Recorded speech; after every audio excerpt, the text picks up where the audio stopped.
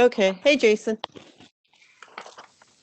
Okay, so welcome everybody to the March 18th, 2021 Montclair Historic Preservation Commission meeting. This is a regular meeting of the commission. Notice has been given in accordance with the Open Public Meetings Act by posting a copy of the notice on the first floor of the municipal building and by sending a copy to the Montclair Times, the Star Ledger, and the Herald News. And because we're in times of COVID, this is a virtual meeting via Cisco WebEx, and it is open to the public and will be televised on TV 34 and Montclair Government YouTube. The public can participate in the meeting via computer or phone. To participate via computer or mobile device, please access the Cisco WebEx event, which can be found on the Montclair Township website. And to participate by phone, please call 1-408-418-9388 and enter the meeting code 129-896-8522.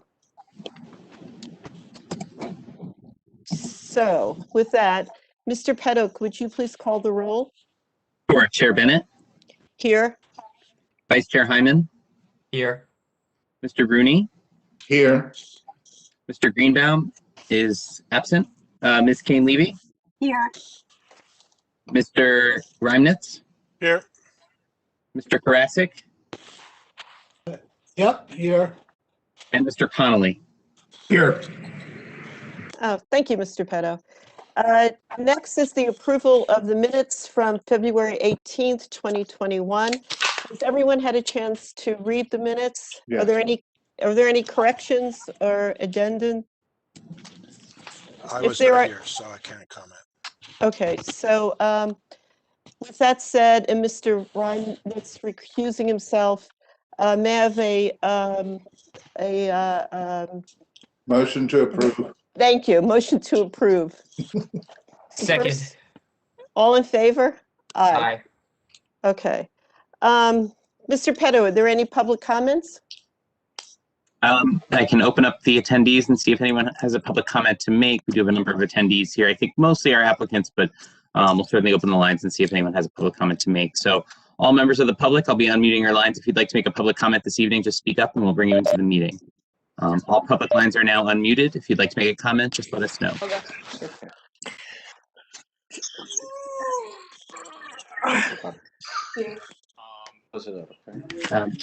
Madam Chair, I'm not hearing anybody, so I'm going to mute everybody.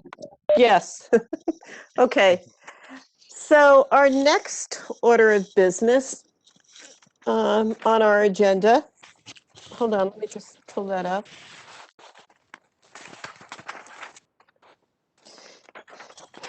Is line 6, oh, it's committee reports. And it doesn't look as though we've had any meetings this month. So let me just go down through the committees. Revisions? None. Minor applications? None. Community outreach? Graham, could you give us an update on the grant? Yeah, I had a call with E2 Project Management. They're the consultant that's preparing the estate area survey. They're continuing their work. They indicated that they're about 90% done with all the survey forms for the estate section. And they're now shifting to work on final preparation of the report. I expect us scheduling kind of an interim meeting with the Landmark Nominations Committee, which is Ms. Bennett and Mr. Rooney, probably in April, to meet with the consultant to kind of review the first drafts of the nomination report. Okay. And they did indicate that there may be, we discussed the idea that it could possibly be extensions of the existing first residential historic district. Right. Due to some adjacency, and then possibly a separate new district designation. But they did indicate that the estate section as identified in the master plan is very broad and includes a wide array of properties that kind of relate in different periods. There's almost sub-neighborhoods of that. So they're looking at kind of splitting that up a little bit as far as what their research is showing. Okay. And when will we hear about that? When will they be able to present something to us? just in the, So, in, As I just said, we'll have a subcommittee review that probably in April. That's the Landmark Nominations Committee that I was going to bring that to. And then they're preparing to make their presentation to the full commission at the May meeting. oh, okay. All right, that's moving along pretty well then. And then the other thing that you touched on was the state requirement for education. You had, the state is going to have a preservation Yes, meeting. there's planning to be a virtual preservation conference, I believe in June again this year. Excuse me. I did email all the commission members. There is a scholarship opportunity separately to attend the National Main Street Conference if you'd like. So that's an opportunity that is also available. Typically, the department does cover the cost of the state preservation conference or a state training. So, I think that we'll look to make that available for commission members. And just as a reminder, Montclair is a certified local government community, which requires all commission members to attend at least one training per year. So a state conference will count as an action towards that training requirement. And then the Main Street Scholarship option, that's a National Park Service funded grant, straight grant opportunity. If anybody was interested in applying to attend the National Main Street Conference for free this year. So Okay, also great. virtually. So And Okay. when are the dates of the Main Street Conference? I don't recall exactly. I'd have to look in my email. I did send it to everyone. I can re-forward that email just so you have that information. Yeah, if you would, Graham, that would be great. And then design review, you indicated, Graham, that nothing has, we haven't had Yeah, the any. design review and redevelopment committee has not met so far. Looking to possibly, and Chair Bennett and I had discussed possibly evaluating the design review committee and perhaps looking to bring applications to that committee before coming to the full commission as an opportunity for additional, work by that group. So that's something that I think we'll start to look at and perhaps, update our committee list probably next month. Okay, and that would be good because I understand that next month we have a full agenda as we do this tonight. Okay. The commission is quite busy these next 2 months. Okay. So if does anybody have any other comment they'd like to make about committees? All right, if not, we'll close that part of the meeting and we will move on to old business. Old business is a C of A application that was carried from last month. It's number 2020-43, PNR Properties LLC, 108 to 110 Bloomfield Avenue. We have additional materials that were sent to us this month. The applicant has revised the submitted plan that they submitted last month to include all 3 storefronts at the subject property. So do we have the representatives from this application present? I did just bring Mr. Nelson Parada into the meeting. Mr. Parada, are you there?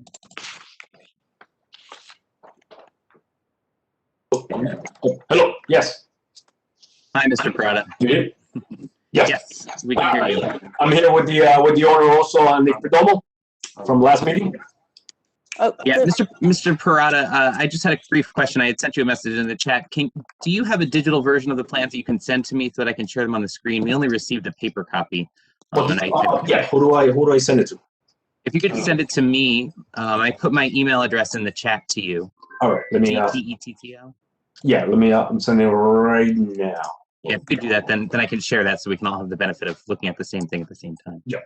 Give me 1 second here. Graham, there's a lot of feedback from, I'm getting. Is that from Mr. Parada?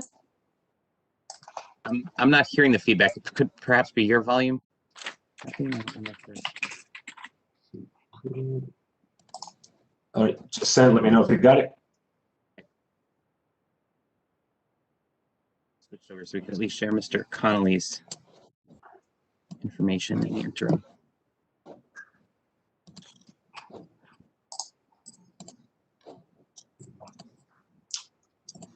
Did you get it? I have not received it yet. Give it a second. There it is. Okay. I received it now. Thank you. All right. I'll Perfect. pull it up on the screen. Okay, and while we're waiting, Mr. Karasik, I think Mr. Parada was sworn in last month. Does he get sworn in again? Oh, if he was sworn in last month, then we can say he's still sworn. Okay. I guess we're again. Are you guys seeing me? I don't know if my camera's working or not. I never. No, we don't see your image. All we see is your name. That's privileged information. That's extra. Okay. I guess It we're might in be more again. persuasive if we see your visage. I model at night. Freelance as a model, so it's extra. I don't know. All right. So everybody has the file. I guess the new file. Yes, I'm sharing now on the screen. Everyone should have the benefit of seeing the new file. Thank you. Okay, thank you, Mr. Parado. So you have submitted a revised plan. Could you just walk us through to tell us what it is that you've proposed to change from last month? Okay. Well, as we talked about, the main thing first was the entrance. That we were going to set it back 18 inches, so we only have the 18-inch protrusion in the property line rather than the 3 feet for the door, because that's regular in Manhattan. You only the door is not straight 3 feet swinging out into the middle of the property. That's the first thing. The existing was 5'4", as you can see on page A5. It's on the screen right now. Mm-hmm. So that's the main change. The second change is I provided a full an A5. You can see the full building itself. And as I'm indicating, the first storefront that we are doing, that's going to be the prototype. And then we will later on follow the same suit, same lines in the other storefronts. We will repoint whatever joints need to be repointed. Lintels in the windows will be repaired as required. Anything that needs to be power-wise to bring it up, to a nicer facade. The owner will be doing that as well. And that's basically the main things that we talked about from the last meeting. I'm sorry. The other thing was once we start doing demo, yes, we will see where the transom windows lie, and that's what we will follow. Exactly. Right now, we think that it's at about 2 feet. Right now, it's covered in stucco, so we don't know yet. He didn't want to rip up yet because have the elements come into the property. We don't know what's there right now, but we will do that, and we will follow suit. We will adjust as required. Say that's 2'6", we'll go 2'6", or whatever needs to be to keep the historic element in place. Okay, thank you. And that was you based that on what Tom Conley, our historic preservation consultant's recommendation was, correct? Correct. Yeah, and the old pictures that he submitted. Right. Okay. Okay, thank you. So with that, why don't we open it up for commissioners' questions? Caroline, do you have any questions for? I think you're muted. You're on mute, Ms. Hainsby. So I'm not completely familiar with Montclair's code, but I'm assuming that it might be similar to what we see in New York. And for the ADA, the Americans with Disability Act, I believe there needs to be some space when you open up the door for a wheelchair to turn around. Maybe John Runitz knows a little bit more about this. You need 18 inches on the pole side of the door. Right. Oh, right. Thank you. So we're not seeing that. Unless you have a push button that electrically opens it for you. That's the only other alternative there. Okay, so does this current scheme conform? No. No. Okay.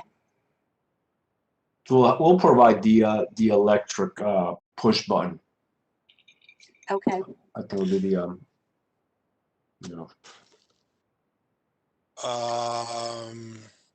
Yeah, you should look at what those requirements are. It's not just a push button. I think it's a push paddle. Right. And you got to do it then from both sides. So I would, caution you. That's all. Right. Yeah.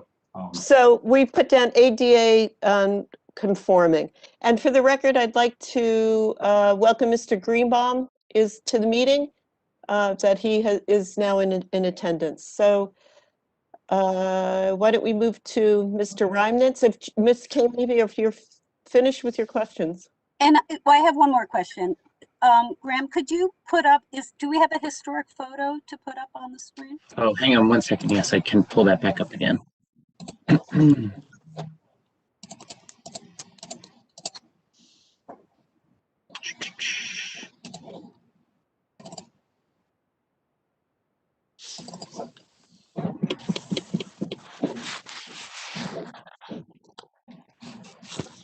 so that's sort of in a shadow.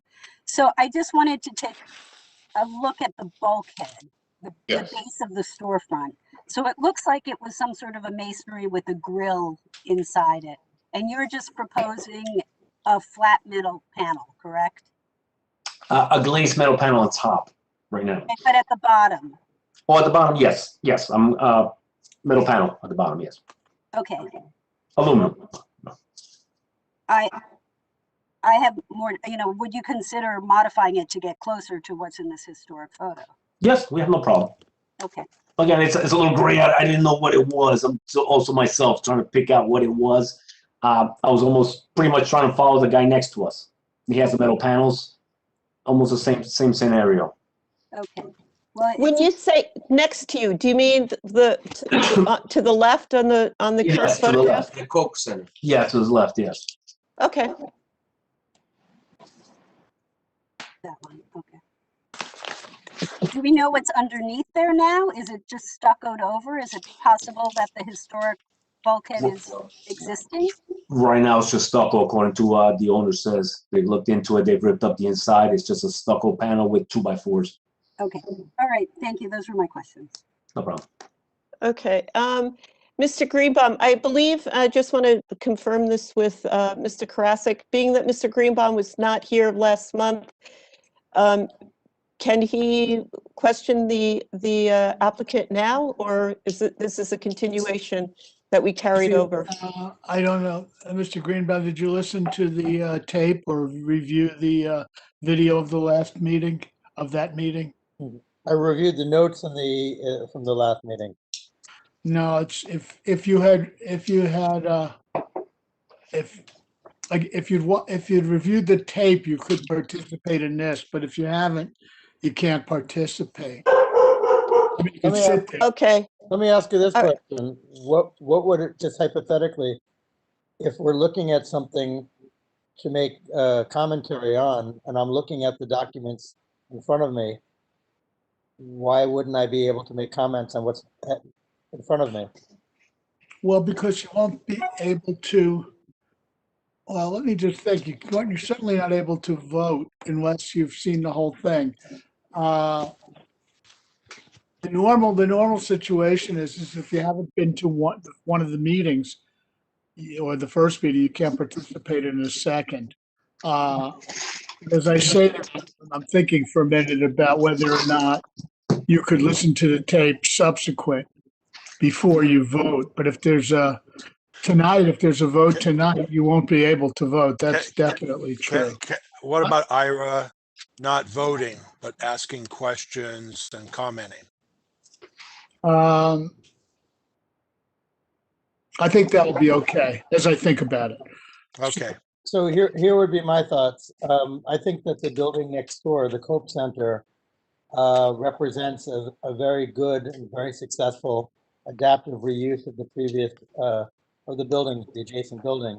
I've always admired it, and I noticed that the bulkheads have a panel, aluminum panel bulkhead, which I find very attractive. So that's something that I might suggest to maintain a continuity with the Cope Center facade. So that would be a observation and a suggestion, or a stone. That's fine too.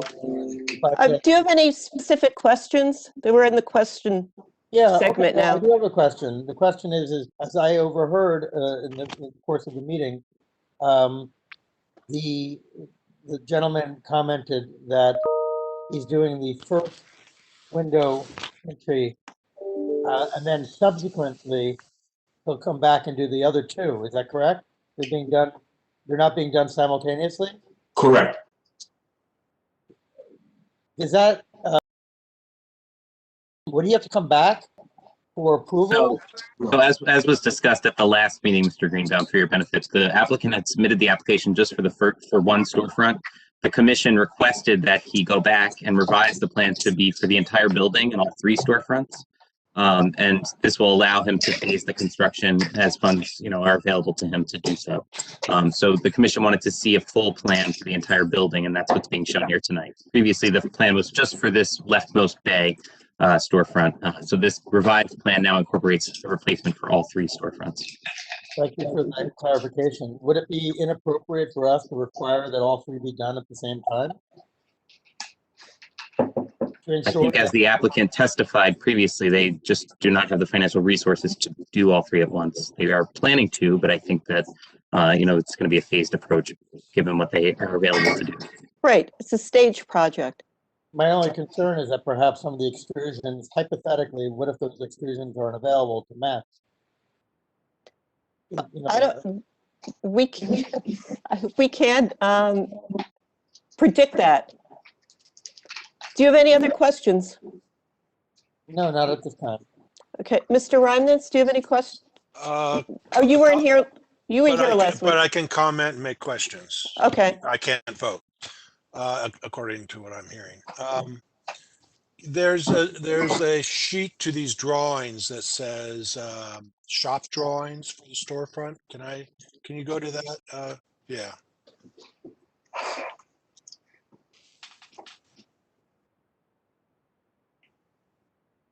What is this material?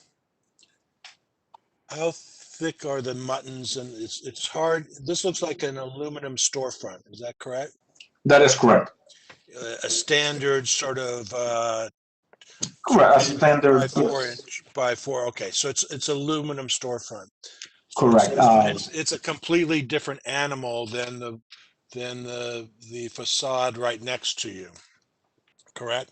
I mean, it's the one next to you has some dimension to the muttons and the mullions. If you go back to the image,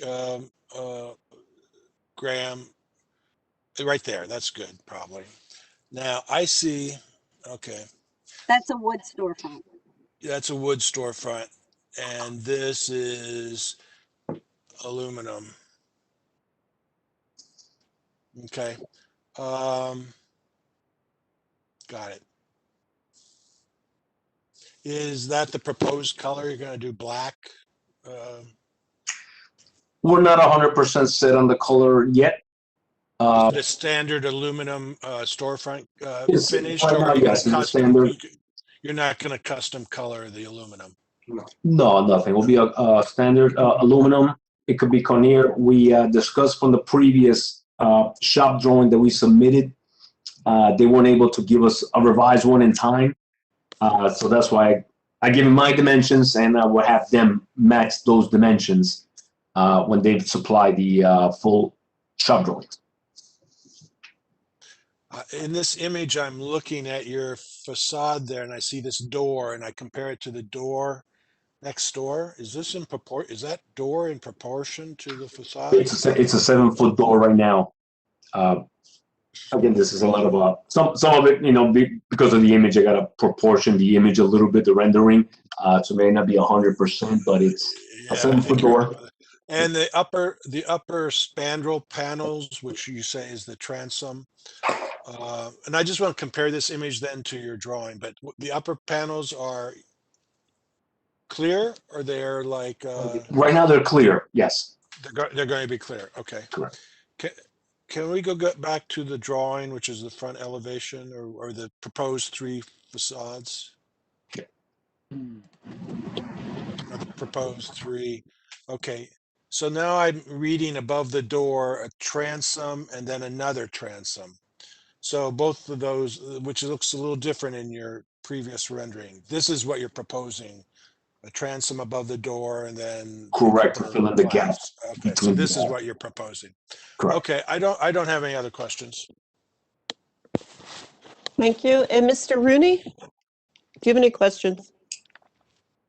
Yeah, the solid panel at the bottom, you said that you would mimic what's going on next year at the Hope Center, Yes. which is got a little bit more detail.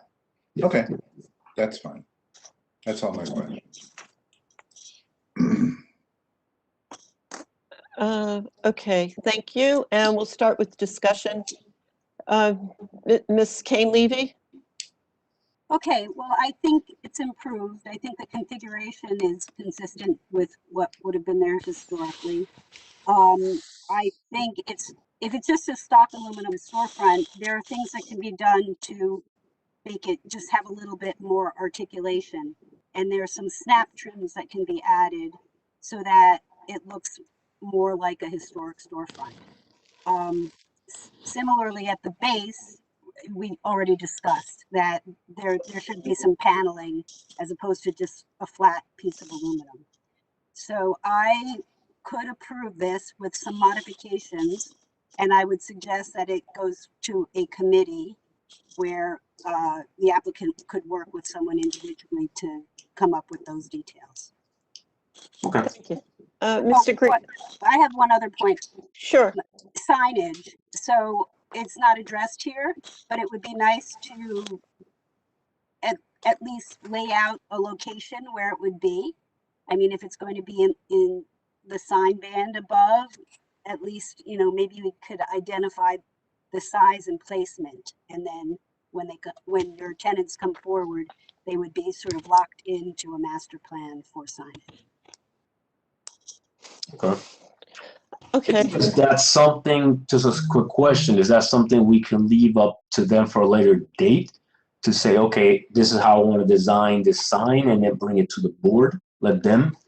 Because either way, they have to go to the board. So, Mr. Parada, just to clarify that comment, I think what Ms. Kane-Levy is just asking is that these plans just indicate that the sign panels would be located in this general area.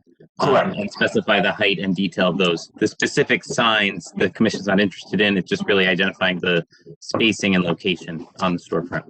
Okay. But Graham, for the signage, they would have to come back to us Yes. when they actually have. Yeah, but at least you can tell your tenants this is what you're limited to. So don't go to the commission until you lay it out and place it in this location. Right. It's a little bit like organizing the signage, even as they're showing how they're going to organize future storefronts. So Right. So it's it's a good way identifying. to control it, you know. Right. Identifying the location of the signage. Yeah, yeah. Okay. We go next to Mr. Greenbaum. So my observation is that I believe that the panels below the windows could be lower. I believe if you go back to the drawing, the photograph of the as-is building, if you look at the height of the bulkhead on the bottom, it seems to be about 6 to 6 inches lower.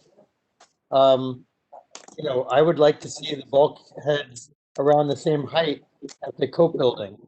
I think that it was a very effective composition. It would be nice to mimic that as best as continue it. Right now, I have it as about at 2 feet. The issue also is that this site slopes down towards the Cope building. So if I follow that line, by the time I get to the end, I'm having only like a foot of a bulkhead. Right now, I'm proposing at 2 feet from the lowest point, and following that. Is that what you end up? You end up about a foot off? Yeah, if you look at the slope, but it actually goes down very. I think it's important that it runs across as a straight line. Don't you think, David? Or no? No, it could be stepped. It couldn't be stepped because of the height of the that drawing that we're looking at is not an accurate drawing because it doesn't show the grade. Right. I need to get a topo survey in order to completely accurate. But if we look at the front picture from Google itself, you can see that it slopes.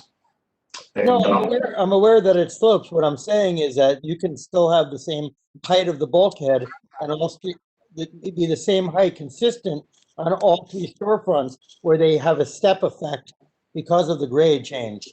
Right. Continuity would follow. You would anchor the height of the bulkhead to the height of the total penetration rather than to the grade, so that you would see a stepping of the bulkhead from one storefront to the next, but it still would follow the grade of the ground. All I'm saying is that I find that the lower bulkhead is much more attractive and more pleasing to the facade of the store, of the property next door. And it would be nice to see you continue that. Right. My idea was to follow at the lowest point, always have 2 feet. I don't know if that's. Let me ask you a question though. If the building next door has 16 inches or 18 inches, would you be adverse to matching that? No, not at all. Not at all. Whatever the lowest point is, I guess I will follow that. That's not a problem.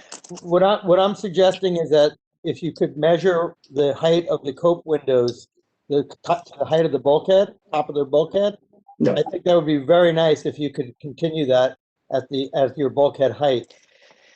If I could interject, the middle storefront here with that looks sort of a green color is the bulkhead is lower there. So I would suggest that whatever that height is, that be maintained to the east, to the eastern storefront, which will bring it down a little bit because this this is higher in grade than the one to the left. So I think it's important that this building maintain a horizontal line across on the 3 storefronts. And possibly that center one would be more accurate than making it lower than the one to the east. Yeah, I will suggest that, okay, whatever height we have at the lowest point, that we follow that across. It will get the step going, but it will get as close as possible to match that line. Because if we follow the line straight across, by the time we get to the 3rd storefront, I think we're only going to have like a foot. No, I'm not suggesting you take the line and go straight across the building. I'm suggesting that you follow a consistent height from the grade of the land of the sidewalk. And all I'm suggesting is that a taller window is more contemporary and more pleasing proportionately than what you're showing here. And I think everybody here must have an opinion about the Cope building if you think it's a successful execution of an adaptive reuse. In my opinion, it's an excellent example. I've always admired that building, and I would ask my colleagues if they also admire that building. David, does that bulkhead of the building next door step? No, but the grade's not as graded. It's a flatter grade. Well, it's got, well, hold it. Either steps or doesn't step. It holds its line all the way across, right? Well, I bet it goes at least 9 inches from side to side by the time you get down there. So I disagree with everything you just said. I think that he should hold the same level of the bulkhead all the way across. Of this building. Of this building. Right. And keep all the windows the same size and simplify Yeah, this. but what you're saying is not correct, though. If you're saying keep the buildings all the same size, then the bulkhead would have to vary. Yeah. Yes. Correctly. That's what I'm saying.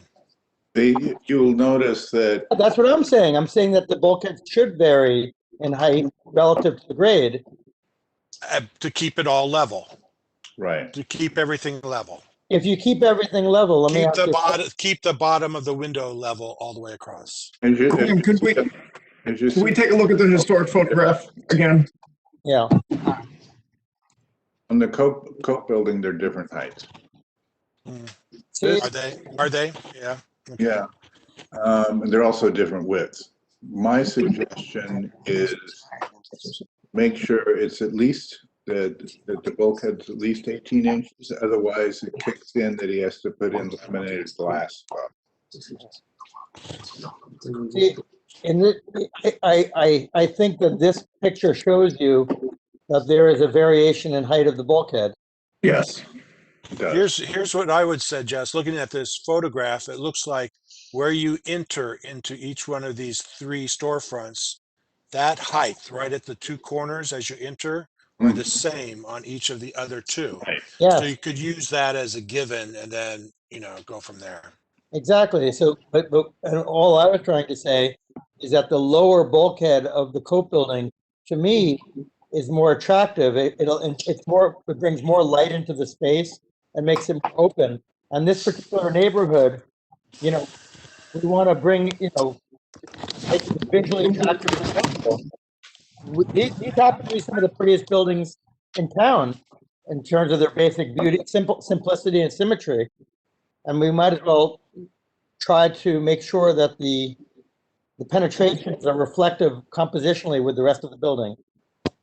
And I think that this drawing we're looking at right now is a good example of how to best handle it. And I agree with you, John, that the inner entrance heights should be your points of reference.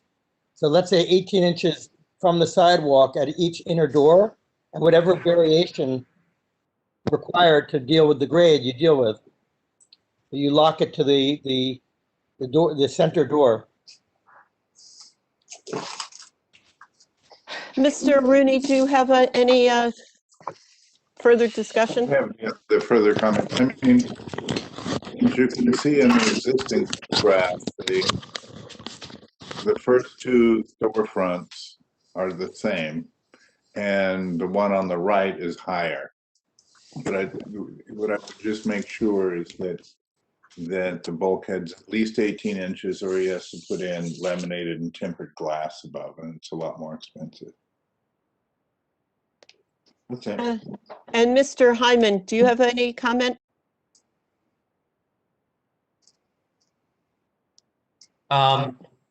Just that I agree with the sentiment of maintaining a uniform bulkhead line, you know, for those two storefronts on the left, and then using the center door as a breaking point to maybe step up the bulkhead, just to be as consistent as possible with the historic facade. Okay, and Mr. Reinans, did you already speak? Do you have any other further comment? I don't have any other comments. I think. Okay. I think actually the only comments were I think it's an improvement. So that's great. All right. So, Mr. Conley, based on your recommendations, the applicant has already addressed the transom window. You said that it should be. So actually, I was wrong in my first comment. Looking at this enlarged photograph of the historic photograph, the transom windows to me look like they were what they call Luxfer prismatic glass, which would have been an opaque glass, and that's what I kind of see here. And there were vertical mullions that went through the transom, but I was wondering if they could keep the display in the recess entry to keep the proportion similar to what was there originally of the display windows. So, right, the recess storefront was splayed, and I'm wondering if we could hold those two outside corners, which would keep the proportions similar to the way they always were. Graham, can you go back to the drawing? The one that shows the A5. Yep. So the proportion of the opening changes from the display at the top. So it would seem then that the center panel, it's not the same size all the way across. It's not Right. The center panel would be Historically, it would have been wider. the way it is on the top. Okay, and how would that? That might take care of your 18 inches on the pole side. It would help. Yeah. I think that's a good point. And then also the second point that you made about installing opaque or prismatic glass. Yeah, I thought we discussed that at the last meeting, and based on the photograph, it looks like it was some sort of an opaque glass in the transom. Mr. the applicant, what do you propose to put in that transom? Based on our last comment, first I guess we established that make it a glass panel as well. Originally had it as a regular panel, aluminum panel, and I made it glass, but if you want to make it somewhat of an opaque glass, we have no objection to that as well. As I mentioned, we have not demoed that area yet. I was afraid to, if we demo and then it's open to the elements right now, it is the winter time still. Right. But once we demo and we see what's back there, if there's something historic still back there, we'll definitely match what's there. Well, I'm just saying with the new glass that you get, you could make that opaque just in Correct. Yeah, we have no issue matching that as well. We just don't know exactly what's there now. We haven't demoed yet. But that's fine. And also we're fine with keeping the same width of the opening. We're okay with that as well. Okay. Does any other further comments from the commissioners? Well, I think that if they discover prismatic glass, that would be great to restore it. Otherwise, I'm okay with clear glass. Okay. Okay.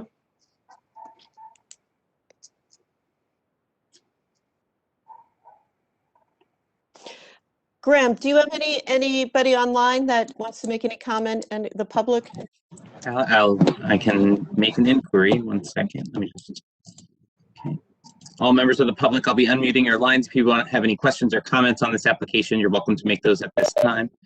All members of the public are now unmuted. If you have a question or a comment on this application, you may make that now. Just state your name. Like a screenshot? Yeah. I'm not hearing any questions or comments. Oh, okay. So background noise. Okay, so as this is a HPC Certificate of Appropriateness, we have a number of comments that we need to go through before we approve this. So as I've written, I know Graham, you've been writing them down as well. The first one that came up was the ADA confirmation for the width of the door.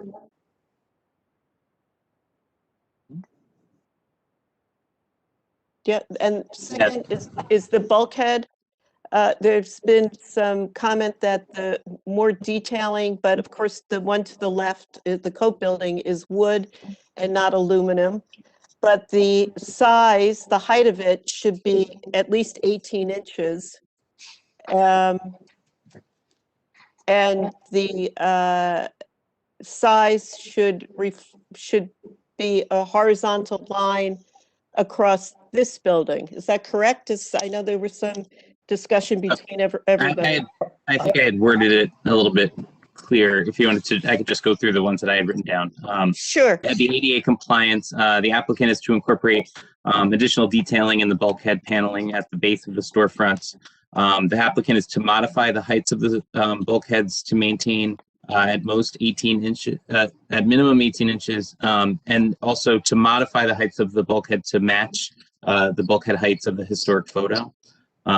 Just to kind of, that seemed like an easier reference point that was more consistent. The applicant is to incorporate a signage plan on the plans. The applicant is to widen the center door area to match the original plan submission. The applicant is to submit a revised plan set to the HPC for review. And the applicant is to return to the HPC for a review of all final finished material selections and detailing of storefront elements. And also the glass. Yeah, so the glass was the glass I had kind of a question on, because I heard some people were okay with clear, some people weren't, wanted to be opaque. So I think there needs to be more consensus developed on that point. I don't get to vote, but I would say, I wouldn't just do an obscure glass. It can look pretty, some of the obscure glasses can look pretty awful. So that's true. I would either say clear or match what's uncovered, I suppose. My 2 cents. Okay, so on one of the provisions, I don't believe an 18-inch cap as a minimum is a smart idea because of the grade change. If you look at the Cope building, I don't believe that you necessarily have to be limited to 8. It could be down to 12 inches. And I'm afraid to give an arbitrary number like that is potentially. Well, the 18 inches Mr. Rooney stipulated is the minimum height of the bulkhead without requiring laminated or, thicker glass for the storefront glass. Is that based on the I height? believe that's a code requirement, Mr. Rooney indicated. All Ms. Kane-Levy, you're on mute. Ms. Kane-Levy, you're on mute. Okay, all I'm saying is that the lower bulkhead is more attractive, and the Cope building, to me, is a good reference. And I would say this, since I can't vote, to the owner of the building and to my colleagues, that we should recognize that the Cope building historic renovation represents, to me, in my opinion, a very successful, very thoughtful, adaptive reuse that has enhanced the property. And I would hope that this particular owner will look to that building as a model and as a reference and aspire to make the same kind of quality improvement and historically appropriate improvements to his building. Yes, we were definitely looked at the Coke building as the reference when we first started. If you want to do the 18-inch, then my recommendation would be, then we start from the lowest point, which would be the third storefront. We'll take 18 inches from there and follow that line all the way across. So by the time we get to the end, probably we'll get to about 24 inches based on the grade. No, but you see, No, that's not ideal. To me, that's not ideal. The two Did storefronts, resolutions say that they'll match what's in the photograph? That was my comment, yeah, that they should, match the staggered heights of the photograph. It's okay, and I do think that the original bulkhead is probably right there, and you can get the measurement from the existing. The white bulkhead, I believe, is just stuccoed over what was there originally. Right. No, if we uncover something once we demoed, we'll definitely follow that. My suggestion, like I said, if there's nothing there, then I would say the third storefront over from to the right, we'll start with 18 inches from there, the lowest point, and follow that line across. I think that's too high. You'll notice in the original photographs that the third one over is higher than the two to the left. Or, okay, if we want to stagger it, then we do 18 inches from the lowest point at every storefront. Right, you I stagger think at the residential entrance. Yeah, John's suggestion of anchoring it to the doorway, the center doorway, Yeah. where you make that your reference point, and everything projects from there. So if, let's say it was 16 inches or whatever the white bulkhead, as Caroline pointed out, that height on the inside of the door, right there, that would be the height at each center door on the right-hand side. Going 18 from at the doorway, you're saying? Well, whatever All that across. that white line is, that Caroline identified, if that's the true bulkhead, if the gray bulkhead to the right of that is the true bulkhead, whatever it is, the committee person who will go and oversee the final, which I think we should require, should make sure that the bulkhead, I think larger the glass, the higher your rents you're going to get.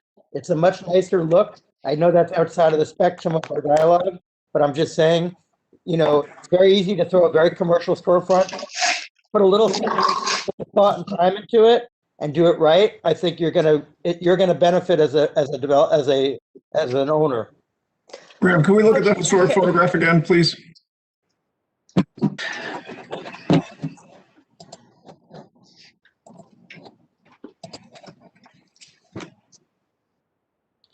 So you could almost make out the limestone bases of the brick piers, right? Can everybody see that? The limestone bases, right? Mm-hmm. So if you look at that relationship of the height of the limestone base, Mm-hmm. it almost seems to me that what's above the limestone base with relationship to the bulkhead is about the same distance. So whatever the height of that limestone base is, you double that, and that seems to be the line that the bulkhead is set at for that storefront, but it's different on the others. Right, it does step up. So, I think we're spending a little too much time on this, and I think it's something that can be resolved in committee when he comes back with his line.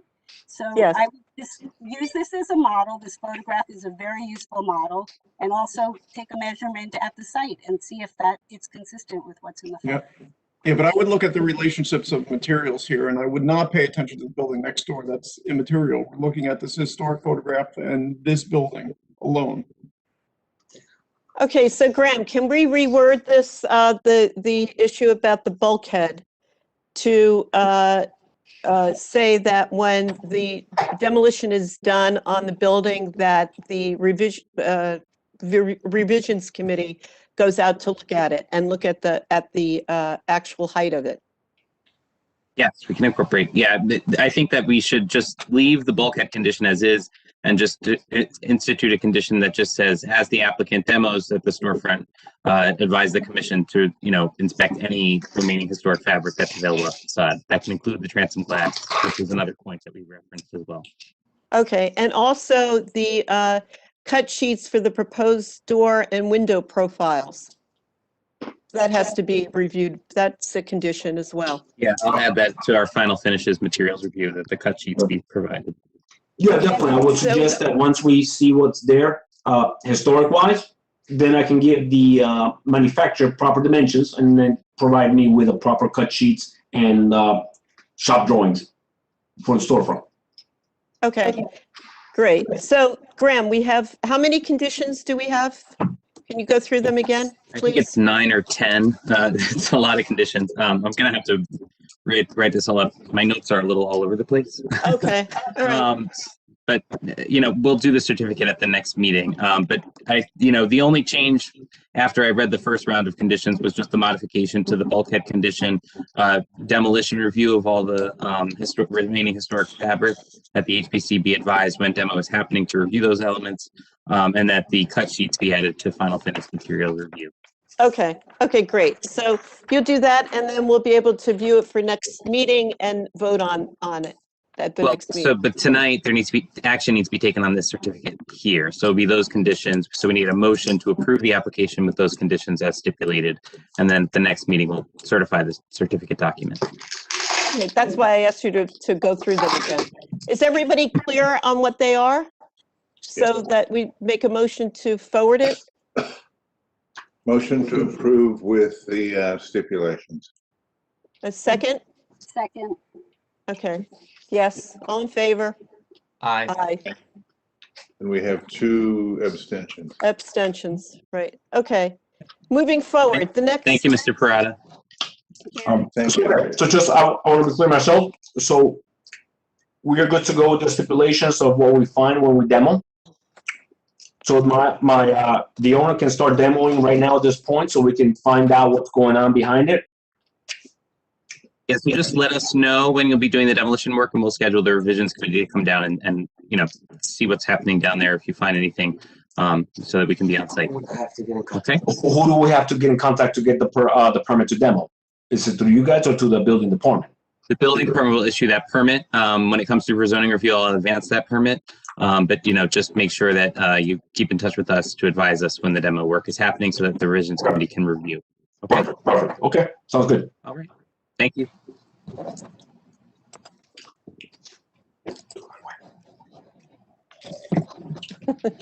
Thank you. Looks like it'll be a great project. No, thank you all. I think it will. It'll look nice. It'll enhance the street facade and okay. Okay, great. Good luck. Thank you. Moving forward, our next application is a referral from the planning board. I'm sorry, it's a referral from the zoning board, right? Board of Adjustment, application 2719, 92 Bay Street, New Assets LLC. This applicant proposes to construct a series of additions to the existing 2-family dwelling and convert the dwelling to a 4-family dwelling. This subject property is located within the Pine Street District, a local landmark historic district designated in Montclair Code 347-148-1B. In accordance with Montclair Code 347-142, this application must be reviewed by the Historic Preservation Commission for advice before proceeding to the Zoning Board of Adjustment.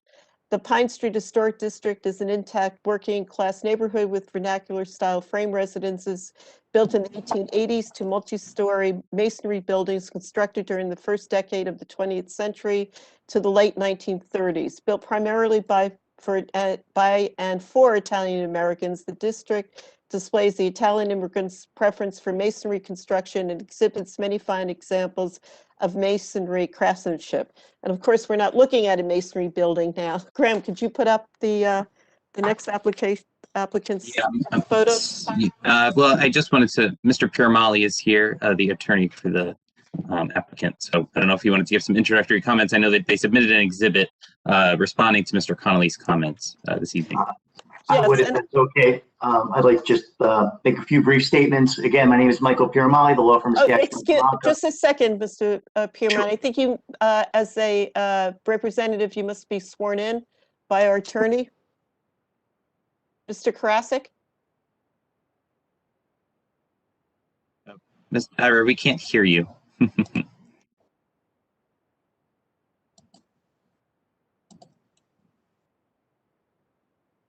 We can't hear you, Ira. Jason, would you swear him in then? Sure. Do you swear or affirm that the testimony and statements you will give this commission will be truthful and accurate to the best of your ability? I do. And just state your name and your affiliation for the record. Sure. Michael Piramali, the law firm is Gashion Pamaco, 524 Union Avenue in Belleville, New Jersey. Thank you. Thank you. Is there another representative here that's going to testify? So we have our whole team here tonight. We have our applicant, Guillermo Argate is our representative for our applicant. We have our engineers. We also have our site architect. My intention to keep things brief tonight was just to go over our revised plans as presented by our architect. But if members of the commission do have any questions of the owner or of the engineers, we have them here as well. Okay, before you begin, may I just add that you did submit revised plans today, revised sketches. So just the other members of the commission have not had the advantage to look at these. So I just want to point them out that what they looked at in our packet is not what we're going to be viewing on the screen now. So with that, can you proceed? Of course, of course. So again, Michael Piramali, law from Gashion Pamaco here tonight on behalf of New Asset LLC. The property is 92 Bay Street, also known as Block 4207, Lot 5 in the tax maps of Montclair. So the subject property is located in the R4 three-story apartment zone, and the proposed use is a conditional use in the R4 three-story apartment zone. Basically, what we're trying to do, what the applicant is proposing, is to take an existing two-family dwelling that's in need of some repair and upgrade that to a four-family dwelling with landscaping, lighting, and parking improvements. So we found out that this property is the last lot in the Pine Street Historic District after we prepared our original plans. We've since gone before the Development Review Committee on March 4th. We've heard their comments, and we've revised our plans to come before the HPC tonight. I understand that the members of the commission have not had much time to look at these plans, if any time for that matter, but I will have our architect go over them in detail. And again, any questions that the commission may have, we're happy to answer them. We have all of our experts, and we have our applicant here as well.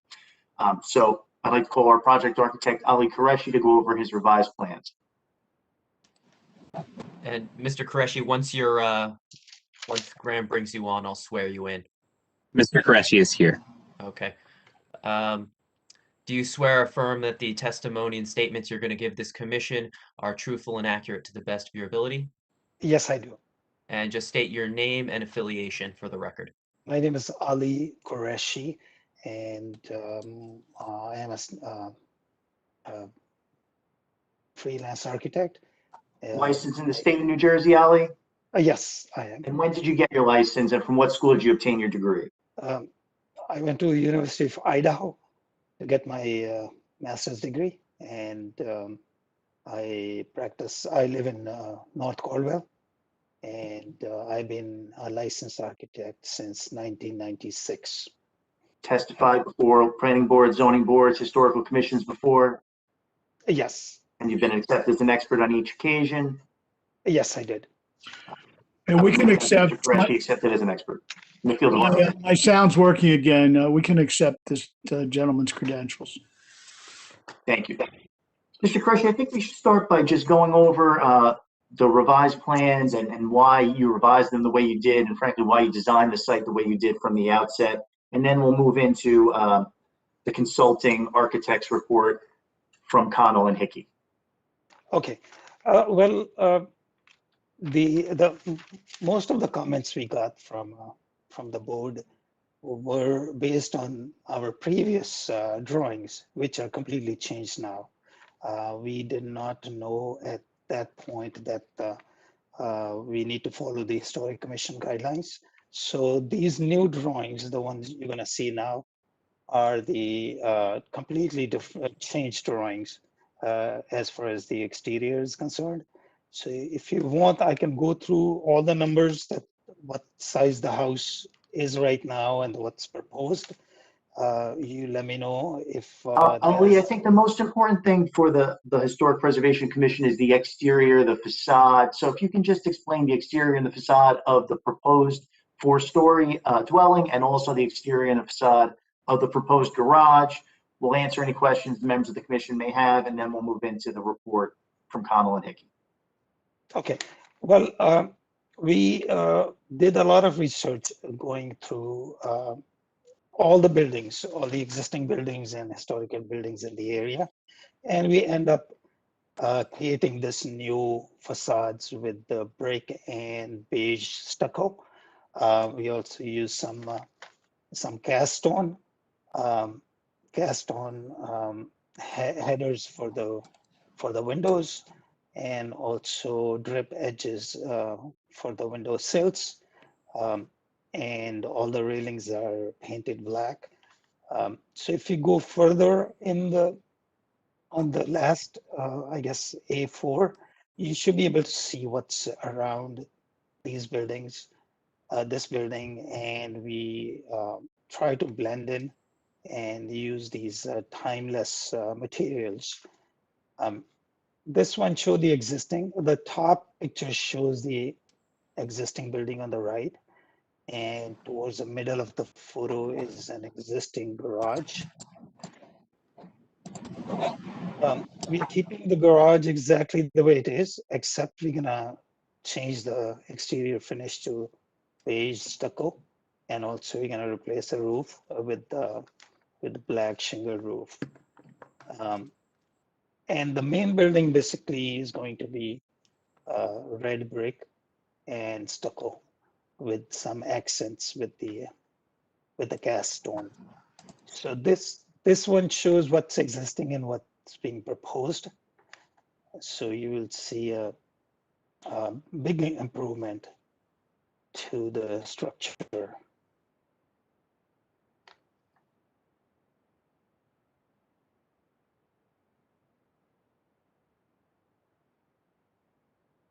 And from the comments letter, we basically addressed all the issues.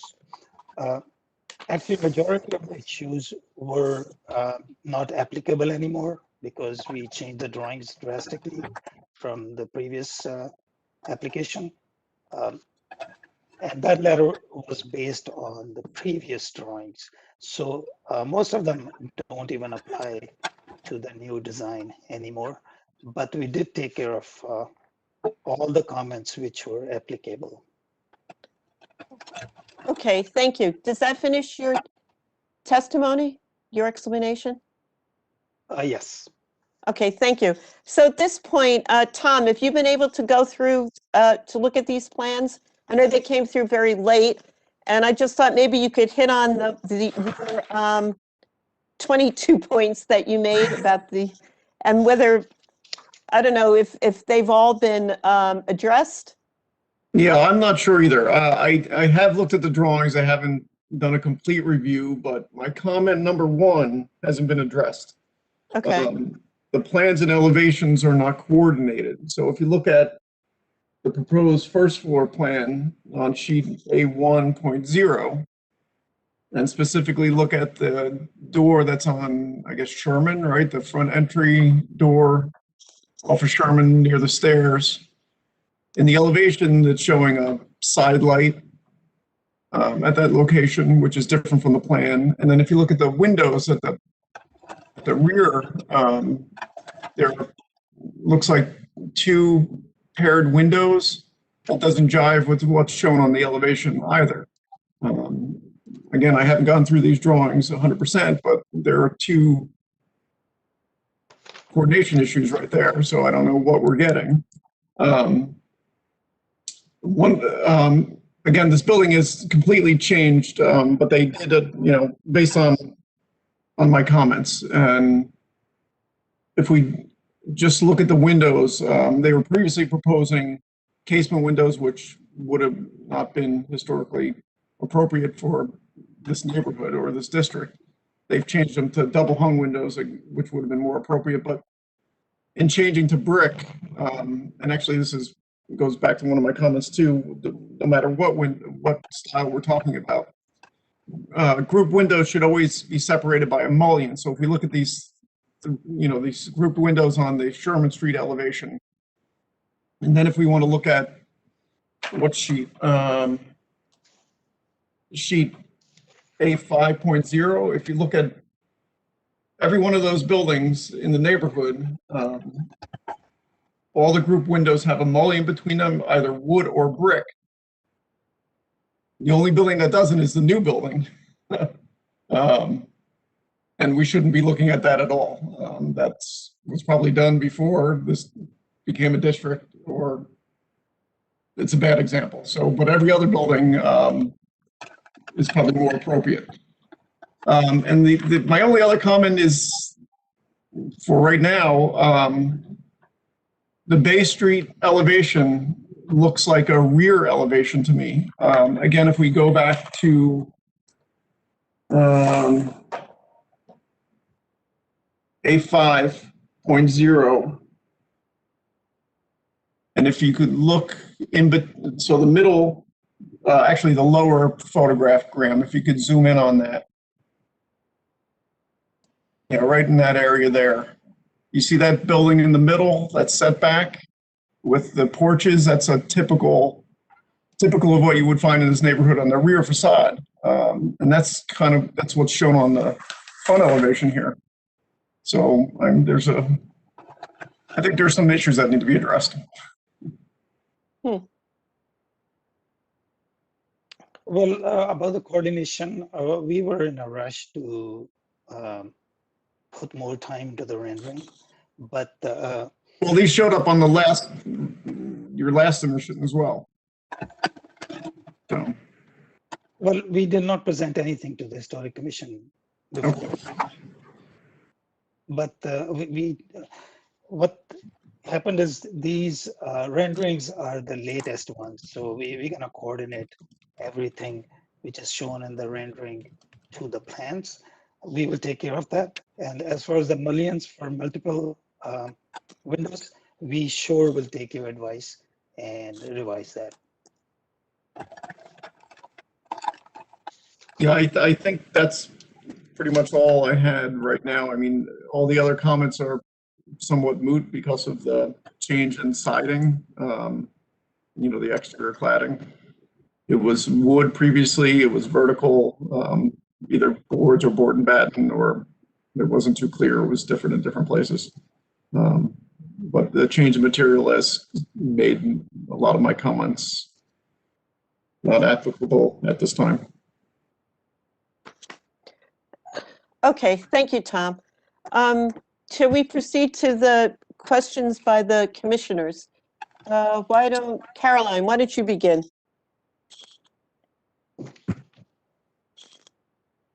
I really don't know where to begin. Well, my first question is, this is not any additions. This is pretty much a demolition and a whole new building. So I wanted to maybe ask the chair or Mr. Connolly, what about the existing building? Is there anything of it that's worth preserving? And are we okay with that demolition? Because while it's not listed as a contributing building, it was a harmonizing building. So I just feel like it at least harmonized more than what is being proposed. So I was thinking, why not work from the massing of what's there and actually do additions to it? Yeah, I had the same question, Caroline, that they say it's an addition, but it's really using the footprint of this building and then building out from that footprint. Because everything has changed. The roof line has changed, everything has changed. So aside from a complete return to the commission with plans, but we can go through and ask questions, but I think that's a point that is something that we should consider when we have our deliberation. Any other questions for the? No? Okay, so Mr. Rooney? I agree with Commissioner Kane-Levy in that there's nothing left of the existing building, and I would like to see something with gable ends rather than roofed. There's a lot of chain link fence around here. I see on the renderings there's no fence at all, but is there anything going to be fenced from the railroad right of way? Because it's a steep drop there. Yes. The existing garage, you're just cleaning it up, basically. You're not doing anything to it. What else? That's about, I mean, I agree with Mr. Conley about the type of windows. I think they should be sash windows instead of, and I see that you have put in sash windows here. But do you have any specific questions of the applicant, Steve? Actually, no. Okay. Okay. Thank you. Mr. Greenbaum? To me, this is an entirely new building. I don't see this as an addition, as Caroline had pointed out. As far as I'm concerned, this is a demolition. So may I ask, has there been a demolition permit applied for?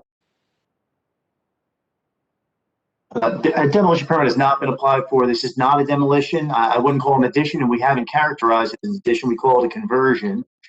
In the ordinance, there's a provision that permits in the R3 zone for you to convert an existing two-family to a four-family. We've kept some elements of the existing building in place, and I don't think anybody can say that the building that's there is in good shape and should remain. I understand that it is in the Pine Street Historic District, and it does have a harmonizing effect. With that being said, I can't imagine that any of the commissioners would prefer that building to stay the way it is.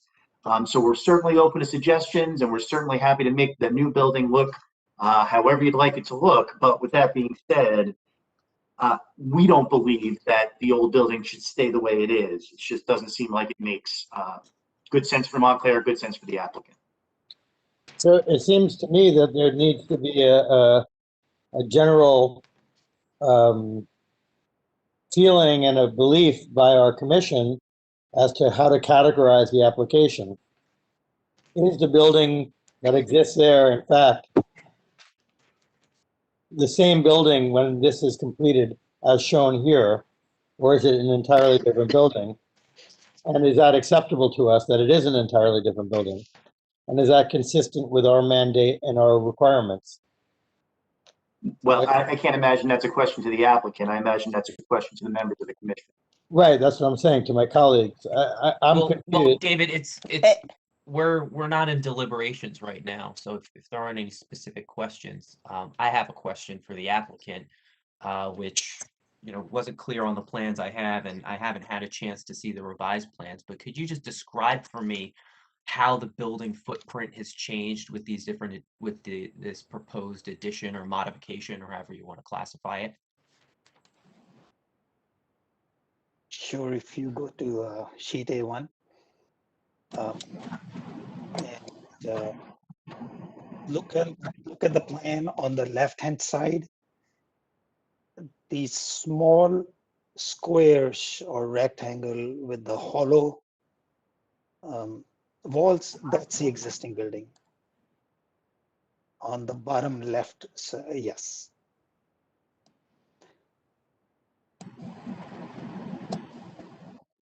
So it's adding on more than 100% of what's there. It looks like it's about Mm. Yes, that's Yeah. true. Uh-huh. And actually that little box, I think it's a rectangle that doesn't have that extra box. Oh, no, it does. It does. It has like a shed. Okay. So square footage wise, the existing footprint is around 770 square feet, and we are adding 1,250 square feet. Wow. So the proposed or existing plus proposed will be 2,020 square feet footprint. Graham, is that compliant with the ground coverage requirements of the district? Of this? So there, all the variance relief is listed in the planning memo that was in your packet. Let me just take a look and see. I don't know if building coverage was a requirement. The applicant is seeking a conditional use variance because the lot size to accommodate the multifamily zone is not met as one of the conditions. As far as coverage, that was not. We're requesting a variance for maximum lot coverage. That was I not. thought. We thought we needed it. Tram, you told us we did. Yeah, I forget. What did I say? Yeah, there was a comment to that effect. Oh, yes, because the coverage requirement is applicable only to principal buildings, and the applicant had calculated that based on the principal plus the accessory buildings.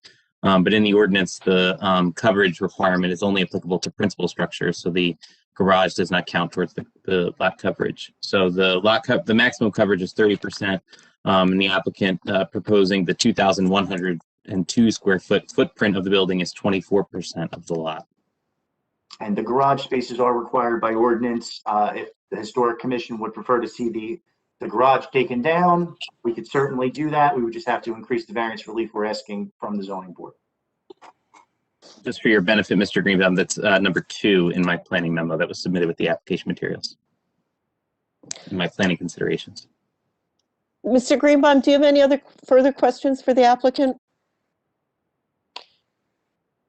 No, I think I'll save my thoughts for the comment section. Okay, Mr. Reimnitz, do you have any questions for the applicant? Yes. Can we see the neighborhood elevations for some? Graham? Okay.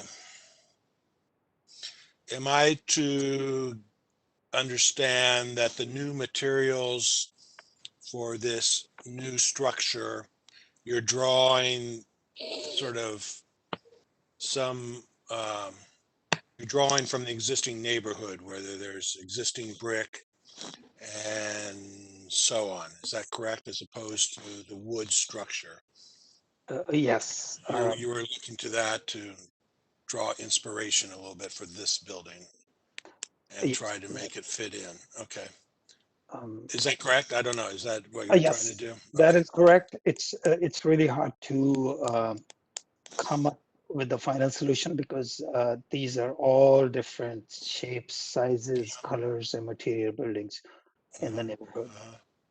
Yeah, and can I just add, John, that when I read the description of this historic district, the predominance is masonry construction within the district. But do we know any I'm sorry, am I muted? Do we have any history of the existing building? You know anything about it? Has anyone done any research? I reviewed the nomination report in preparation of my report, and there was no information provided in the nomination report.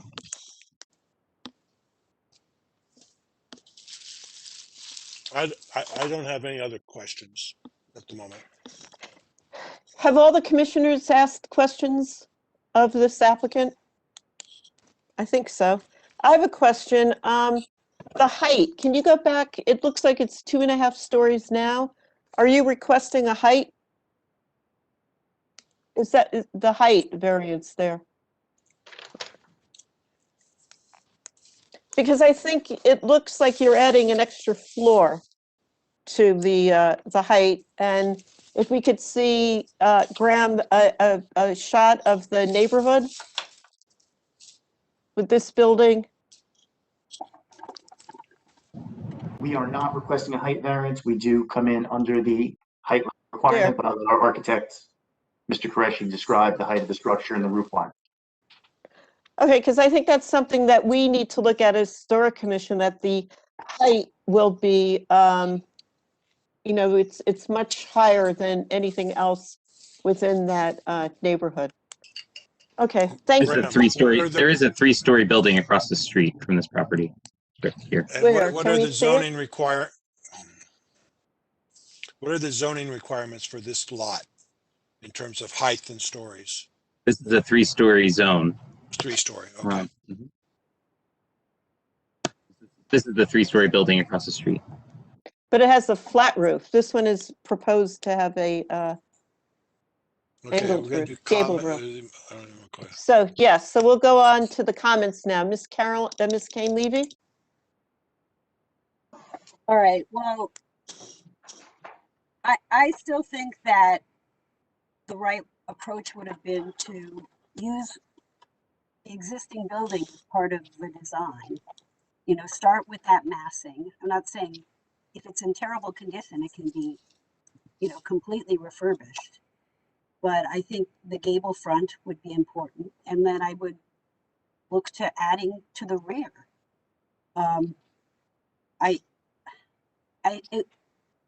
I mean, if that's not the case, in looking at this version and the one that was sent to us by mail, I prefer the one that was sent to us by mail. I think also that having a deck, a two-story deck in the front of the building is very atypical. There's nothing like this in Montclair, nothing like this in the neighborhood. So I'd like to see front simplified. And if you are to go with the original massing, perhaps a front porch would be an appropriate solution if you want to create some sort of outdoor amenity for a particular apartment. But I think this is just a very awkward design that doesn't fit into the neighborhood. The roof line is very unusual and doesn't harmonize. So that's where I stand with it. Okay, thank you. Mr. Hyman? I mean, I don't have anything to add besides what Carolina has already said. You're in agreement with what Yes. her comments? Thank you. Mr. Rumney?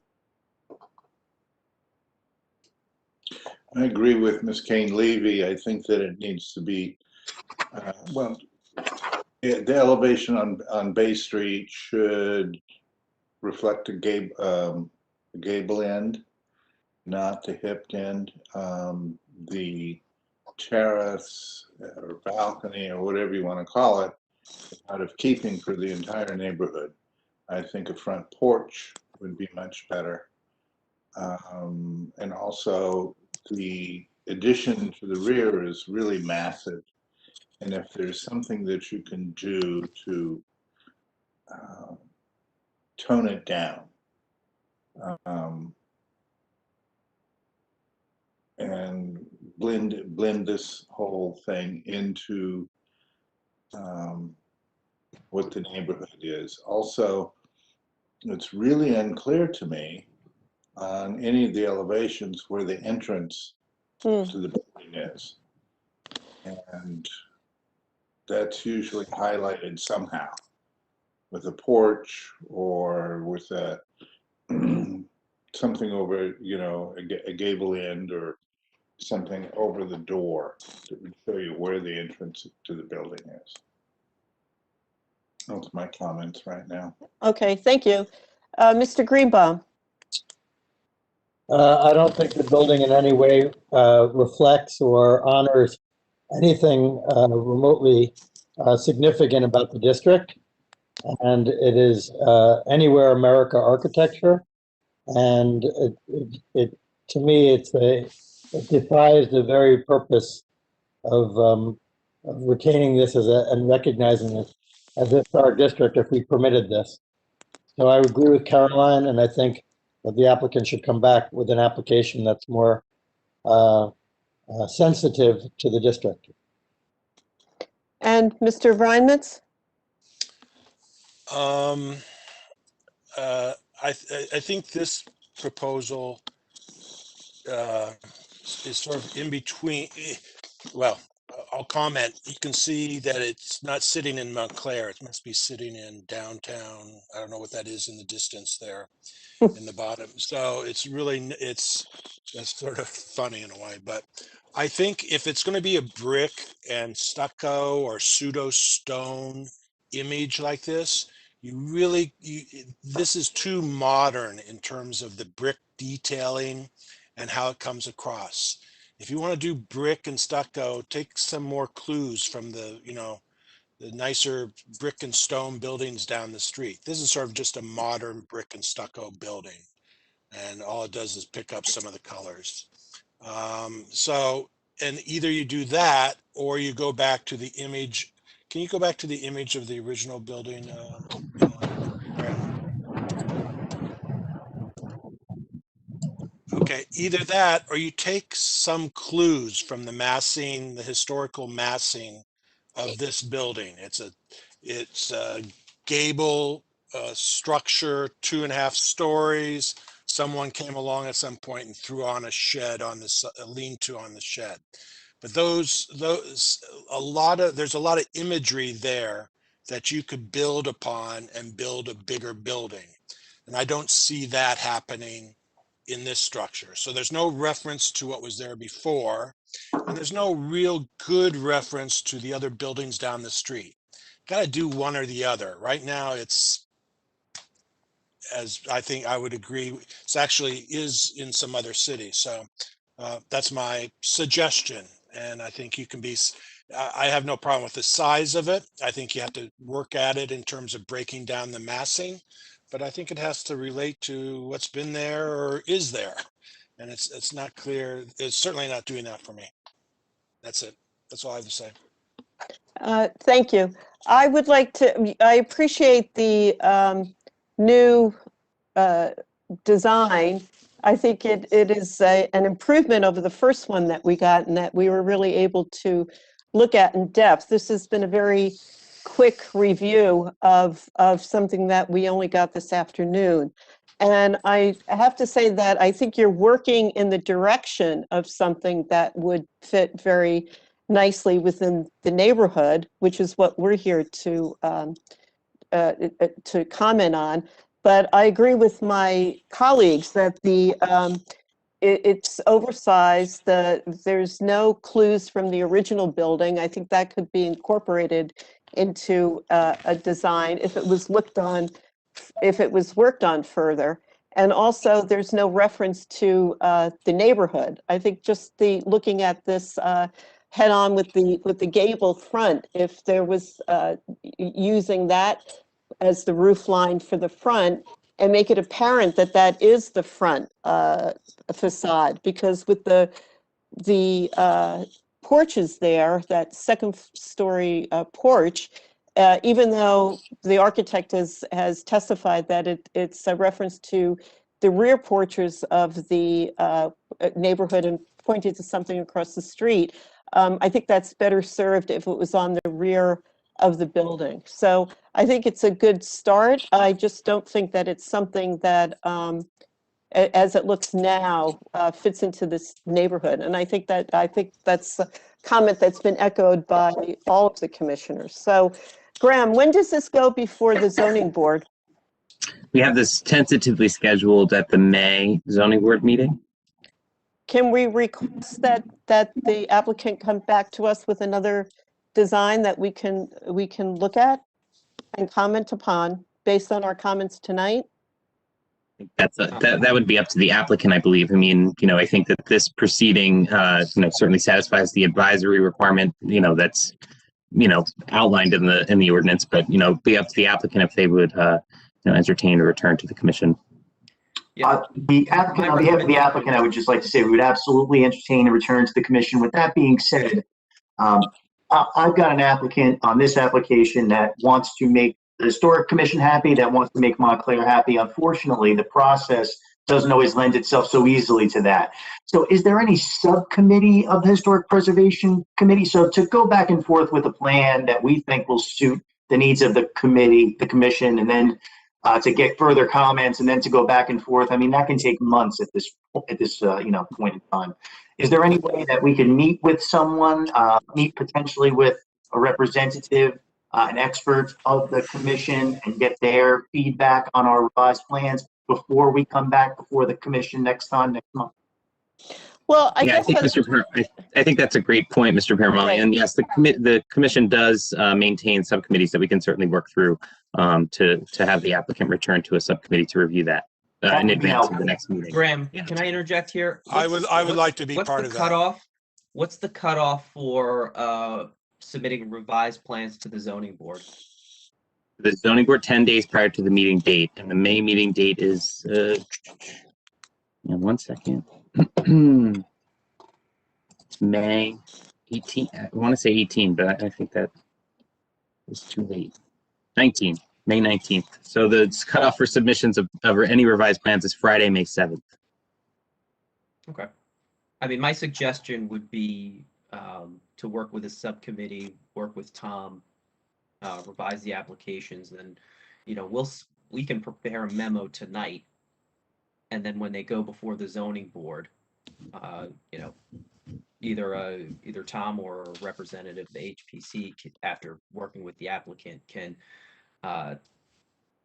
advise the zoning board on whether the modifications, are consistent with our comments in our memo, and if necessary, and the zoning board deems fit to grant the variances, they could always condition a return to the HPC, for final design review, like we've done in the past.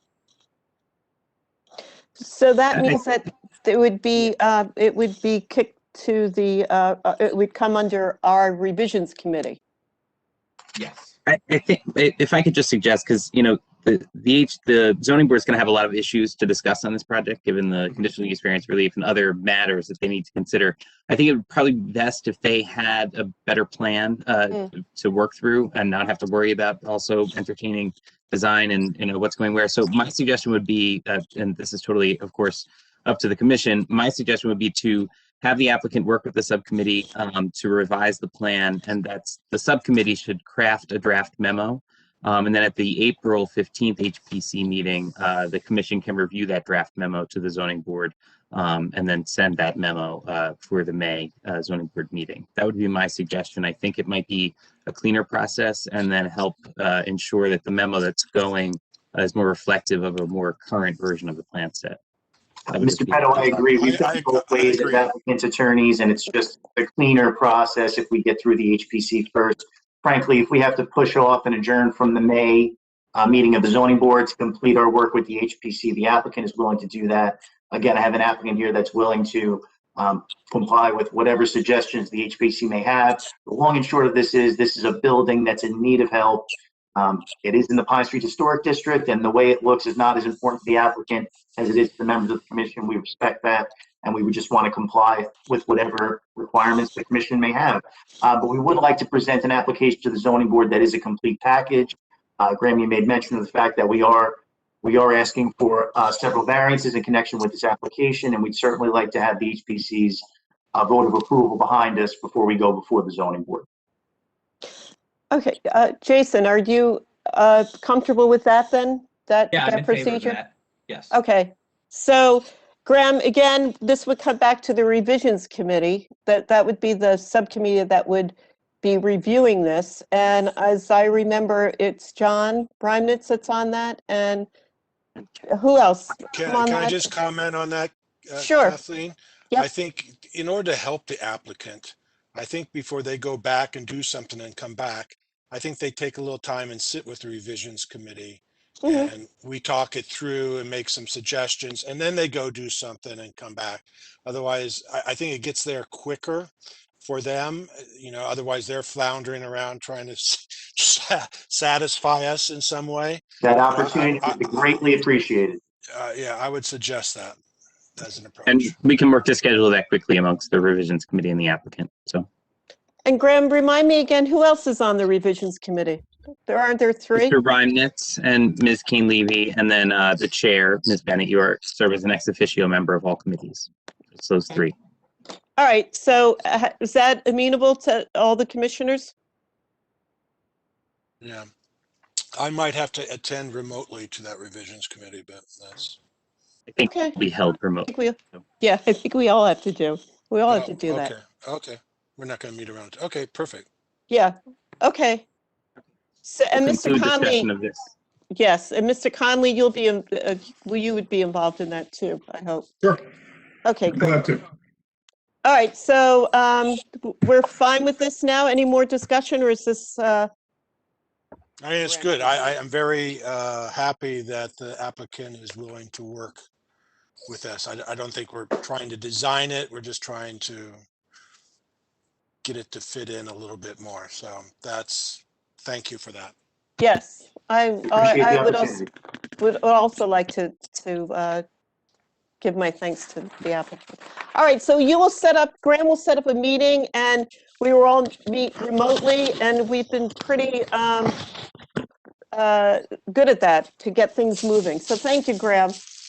So Graham, procedurally, are we just carrying this to the next meeting with instructions to confer with the revisions committee in the interim? Yeah, so this matter will be carried to the April 15th meeting of the HPC, and in the interim, the applicant will coordinate with the revisions committee of the HPC, and I think that the revisions committee will provide a draft memo of comments to the zoning board, for the April 15th meeting date. Perfect. Okay.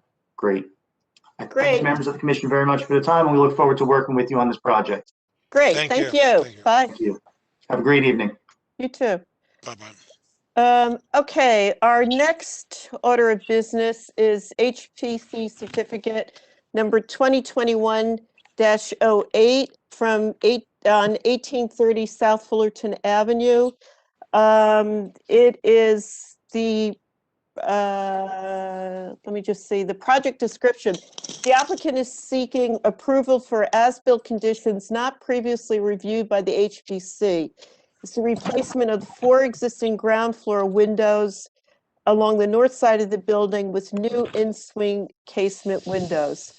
I would just like to add that the subject building is circa 1925 two-part commercial terracotta face building with Gothic detailing located within the town center historic district. The street level retail zone features large display windows with Chicago-style windows at the second floor. The roofline cornice is accentuated with a decorative crenellation.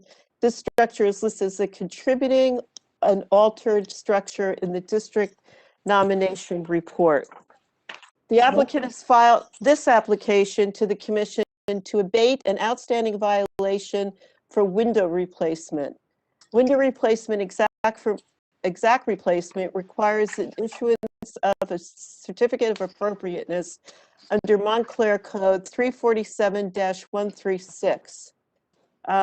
So do we, and there we go. We have the owners who are Luther Flurry and Jarmila Packard, I'm sorry. Are they with us tonight? Yes, Mr. Yes, I Flurry am. is here. Okay. I cannot, Madam Chair, I can't participate in this hearing. I have a conflict. Okay, So that I'll just mute and not participate. okay, all right. Jason will have to swear Jason, in. yeah, Jason, you'll have to swear Mr. Flurry in. Mr. Flurry, do you swear or affirm that the testimony that you're going to present to this commission will be to the best of your ability? Yes, I do. Can you state your full name and affiliation with the applicant for the record? Robert Luther Flurry III. My wife and I own 18-30 South Fullerton. Thank you. So Mr. Flurry, as I stated to the introduction, you're now applying to abate an outstanding violation for the window replacement, which means that you did not come to the HPC for C of A to replace the windows. So could you just let us know what the thought was behind replacing the windows without seeking Sure. a C of A? If I may, Madam Chairman, I've got prepared remarks that address that and other points within the time limits that Graham gave me. May I just dive in? And yes, please. Great. So good evening. I'd like to share a few thoughts beyond what are in the application. I'll stay within the time guidelines that Graham gave me, and I appreciate your time and your attention. First, I would like to apologize for getting ahead of the HPC on this project. I should know better. The circumstances provide context, but not excuse.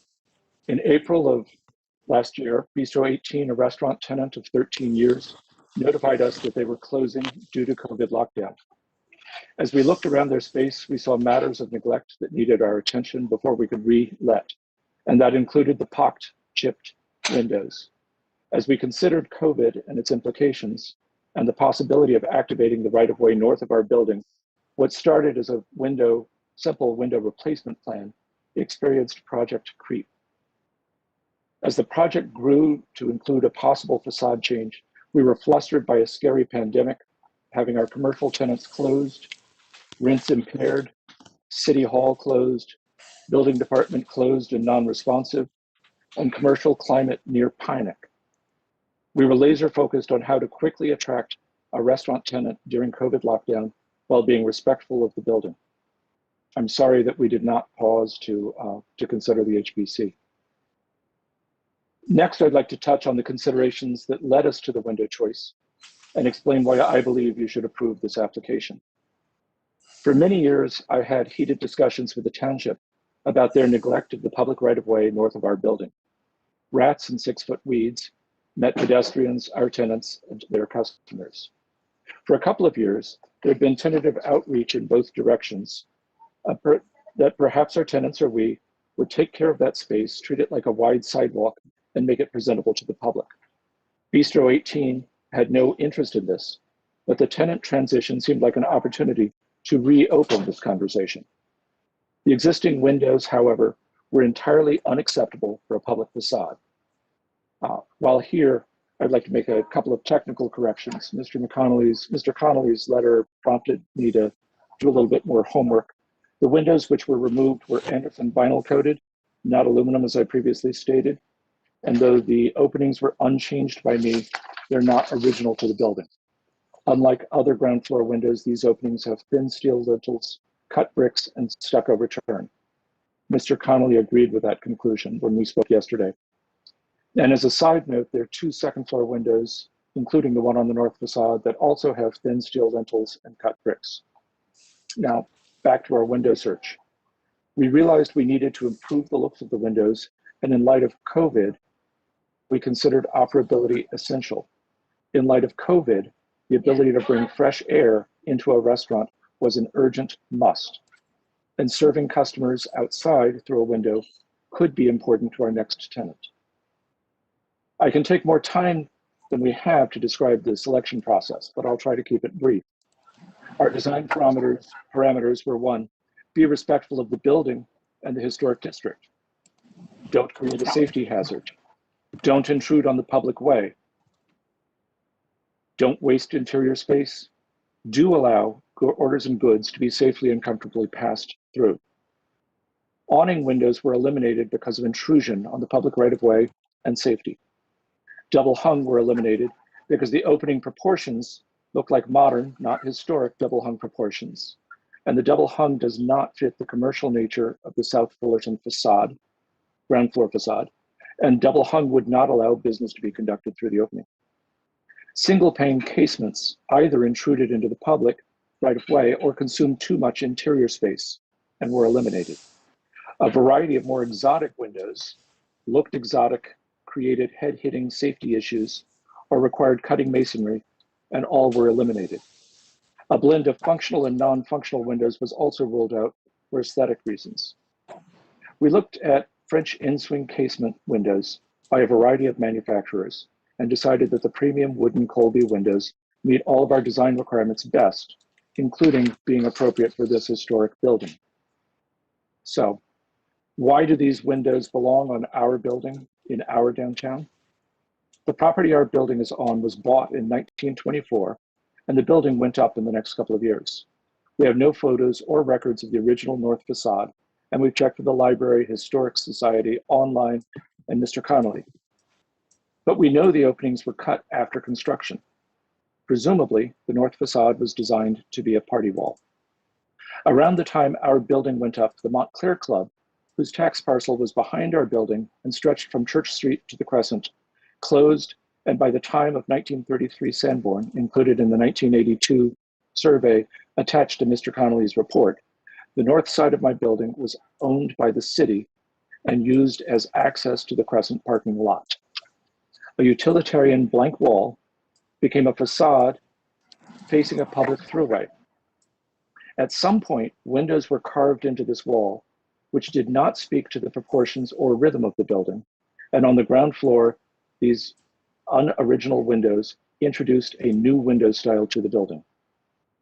It's time we recognize that the north facade is not a party wall and accept the implied maintenance and use of that space as one would other downtown public rights of way. Inherent in this transition is a change in the windows from utilitarian to useful, and a change from something we hide behind the weeds to something that speaks to the building and we're proud to show. Our consistent use of casement windows eliminates a non-original window style and replaces it with another, which though not original, is consistent with what is on the building today. Casements are currently used throughout the second floor. The new windows reflect the collegiate Gothic style and allow a new and exciting use of the north facade. Casements are consistent with and used in collegiate Gothic style. The vertical divide created by the French doors speaks to the vertical attenuation created by the Gothic design details original to the building, and the vertical attenuation added to the second floor in the 1980s renovation, and also speak to the restoration of original verticality to be included in our approved South Fullerton facade renovation. My application seems a clear improvement over the rudimentary and uninviting wire glass windows that were there. My building is classified as contributing altered, so deviations from historic accuracy are present, and recreation of those details are not always required. There are many lost contributing factors on my building, features on my building, and that can never be returned to the original. And this is truly unfortunate. But the Secretary of General also does not encourage the fabrication of imagined historical features. The only way to accurately restore the north facade would be to brick the windows over. How much better to recognize that this is not a party wall, but a public-facing facade which deserves functionality, not just utility. If, through that functionality, we can also replace a blight in the community with more aesthetic access to the Crescent parking deck and an improved pedestrian experience, even better. In short, the windows needed replacing, and the combination of COVID and the possibility of activating a public eyesore drove us to design choices which we believe are respectful of the building and its history. That these improvements also acknowledge the reality of today and the potential of tomorrow is a wonderful bonus. Please approve our application. Thank you.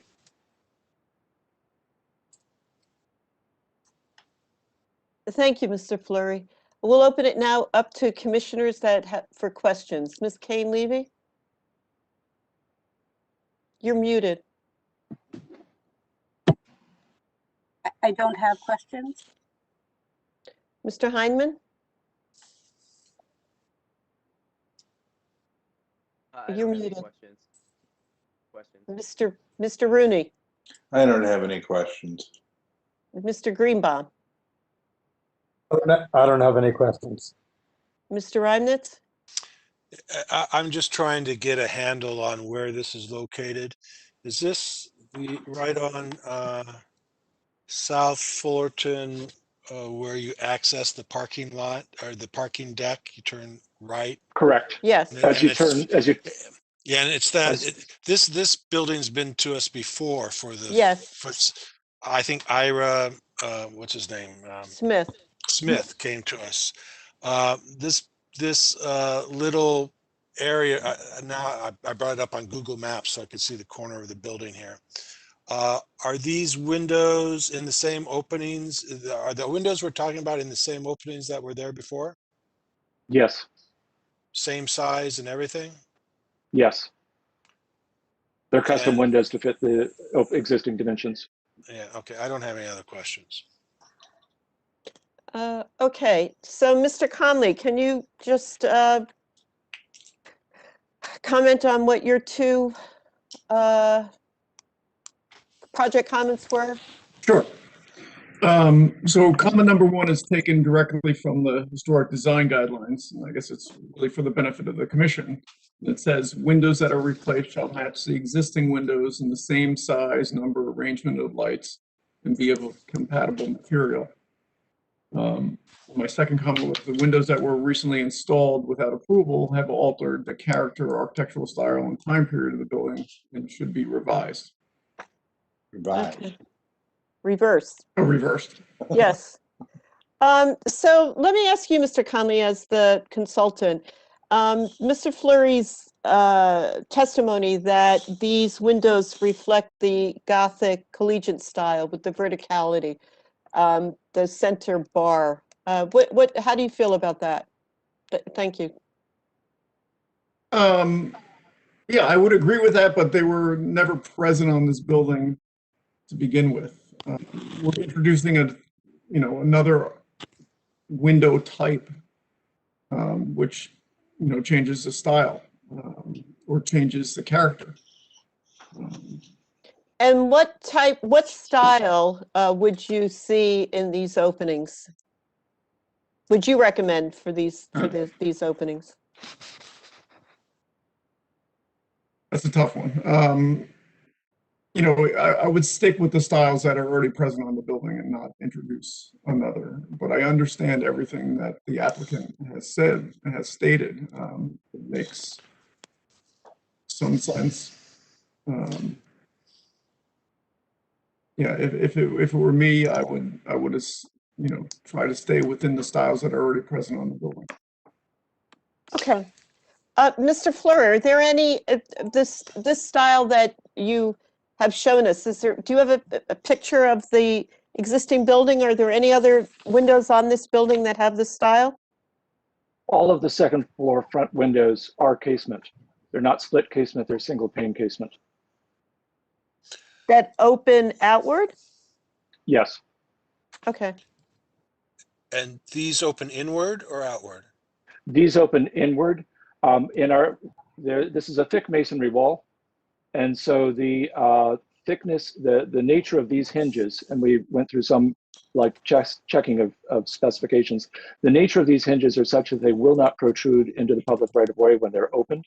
And the thickness of the wall is such that they stick into the interior space by roughly 2 inches.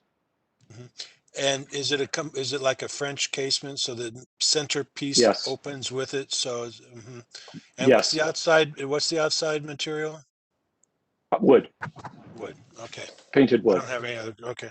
And will these have screens? I think this is an improvement. What can I ask? Will they have screens? They do have screens, and if you look at the picture of the 4 of them, you'll see that there are.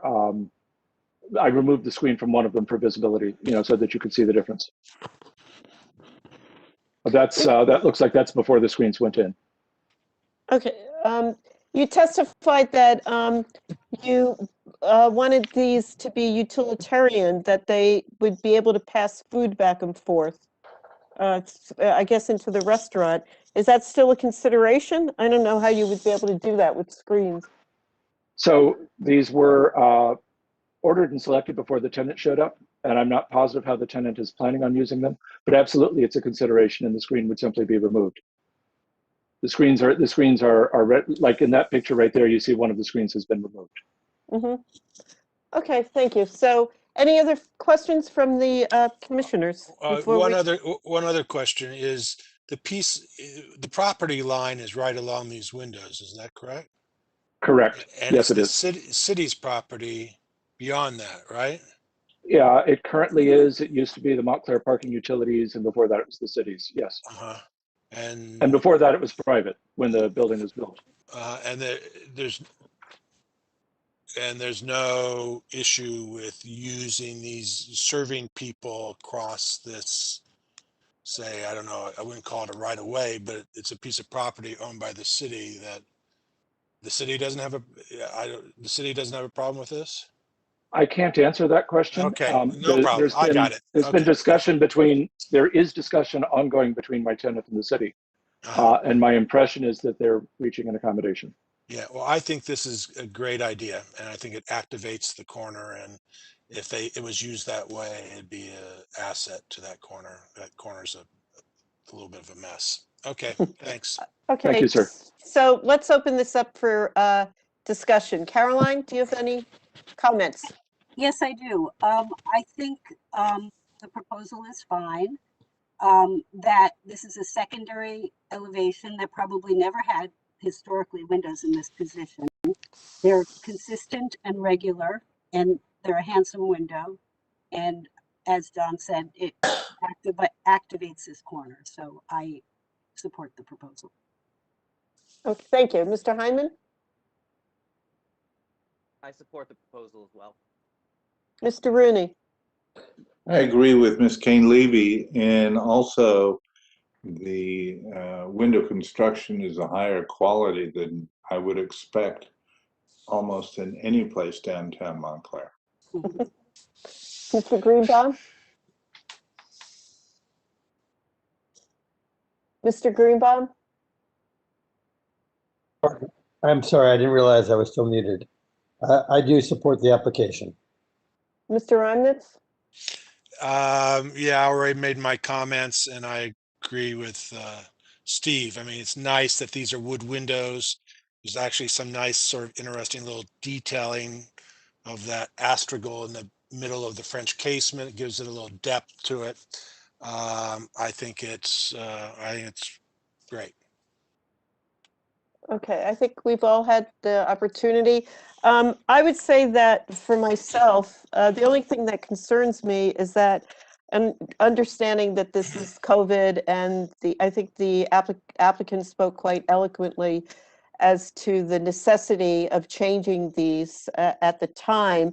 My concern is that, the owner certainly knows this is within the historic district, and being that this building's come before the HPC before, I'm just worried of setting a precedence of other things like this happening in the historic district. So I just want that on the record.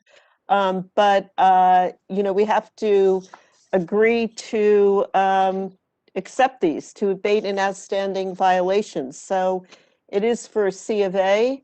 And I would say that we would call for a vote. We'd have to call for a vote. Would you agree with that, Jason, as to whether to accept this as a solution to the outstanding violation? Well, the applicant filed an application, so the commission has to take action on the application that was submitted.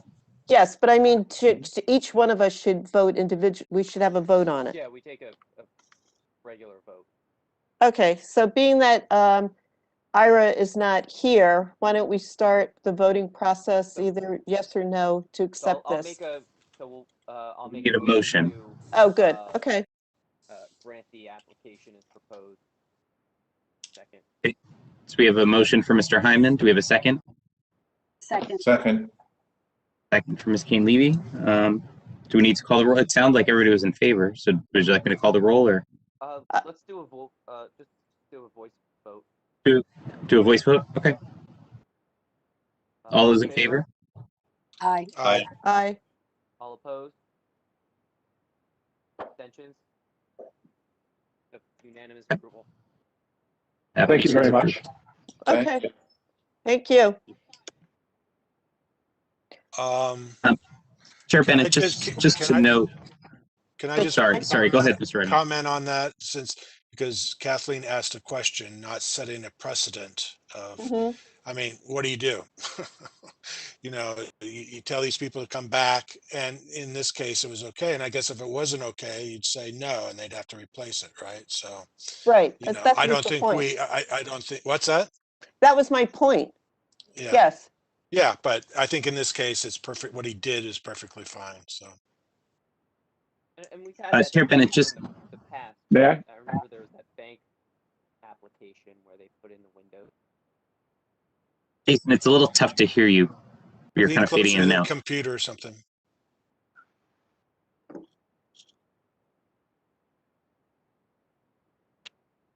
Oh, Jason, excuse me, Jason, can you?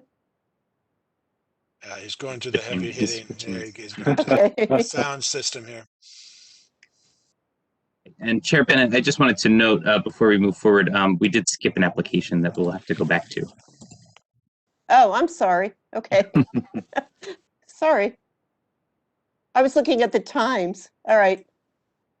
Jason, do you have something to add? Oh, no, let's move on. All right, Mr. Flurry, did you have something to add? You had your hand up. It's not. I was just going to say that that I got ahead of myself on this. Once I realized I had, you will be seeing us again because the north end of the facade approval that you've already done needs to be changed because there will be 2 storefronts instead of 1 as shown on the approved plan. And my expectation was to remedy this by rolling that into an HPC presentation you were going to see anyway. But I got, the order went out and it was like a forehead slap kind of moment after that, and I apologize. All right, well, we'll see you again soon. Thank you. Absolutely. Thank you. Okay, All right, so let's go back. I apologize. I was just looking at the timing. We go back to new business B. It's the referral from the planning board, application 2723-224 Lorraine Avenue. And Mr. Guadagnoli, you're here in the meeting now, and Mr. Albayati is also here. Okay, so this is, this subject building is a 2-story stuccoed flat roof accessory structure located to the rear of a circa 1875 2.5-story stick-styled house that fronts on Lorraine Avenue. The property is within the Upper Montclair Historic District and is listed as a key building in the district nomination report. I'd just like to add that is the front building that's listed. The building that we're looking at now is not. What the applicant proposes to renovate the second floor of the existing 2-story accessory structure to be used as a new 2-bedroom apartment. New awning and casement windows are proposed at the second floor only. A new wood wraparound canopy is proposed to be installed on the southeast corner. The building's exterior is to be painted in a Piet Mondrian-esque style. We did see this before, this site. The site of plan approval was granted by the planning board in 2020 for various site improvements on this building. So we are viewing this. This is a request for a C of A, as I stated before. This is just to clarify. This is not a certificate of appropriateness. This is a referral from the planning board. This applicant is seeking Right. site plan approval. I'm sorry, I said that before. I'm looking at another piece of paper. So with that being said, is the architect here, John Guardinoli? Yes, John. John, can you hear us? Yes, I can. John? Thank you. Okay, very good. We can hear you. Yep. And who else is here speaking for the application? Mr. Albayati is also here, the applicant. Okay, all right, good evening. Mr. Krasik, are you Right. back? I'm back. All right, can you swear these people in, please? Okay, would you please raise your right hands? Do you solemnly swear the testimony you're going to give this commission is the truth, whole truth, and nothing but the truth? Yes. I do. And could you each identify yourselves because we can't see? John Guadagnoli, architect PC. I prepared the drawings you're looking at. Right. And I'm Talib Hamid Al-Bayati. I'm the owner of the property. Okay, thank you so much. Okay, Mr. Guadagnoli, could you please just take us through the plan as the image that Graham has put up on the screen? The top image, the colored images, that's what's existing, and what you're proposing to do are the bottom 3 or 2? Oh, I see. 2. Yeah. Well, yes. The like you said, the property is in the Upper Montclair district, but this particular building really faces a parking lot.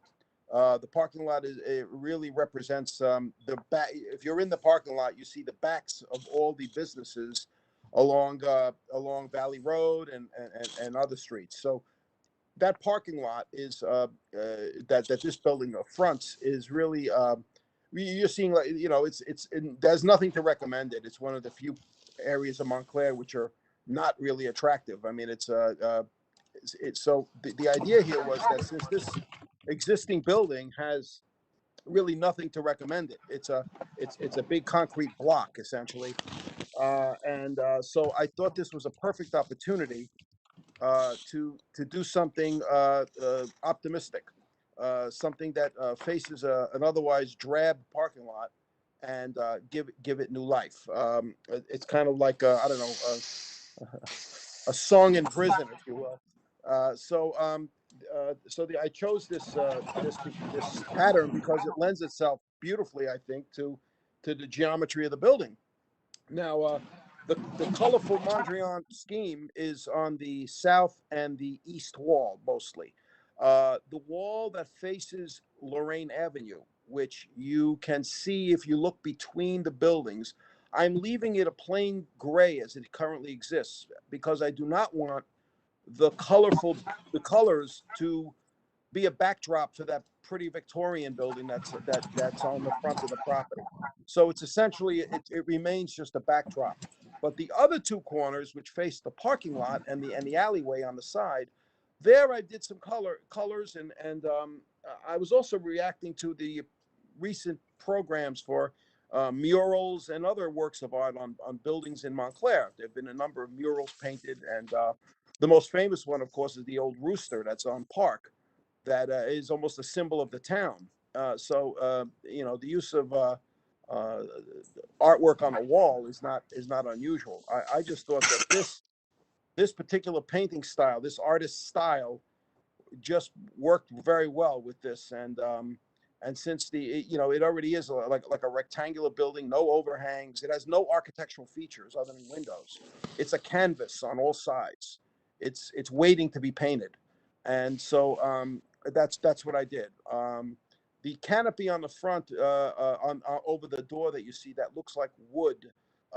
It is, but as per the comments by Mr. Connolly, that could be made black to further, continue the expression that the rest of it does. The colors were chosen carefully.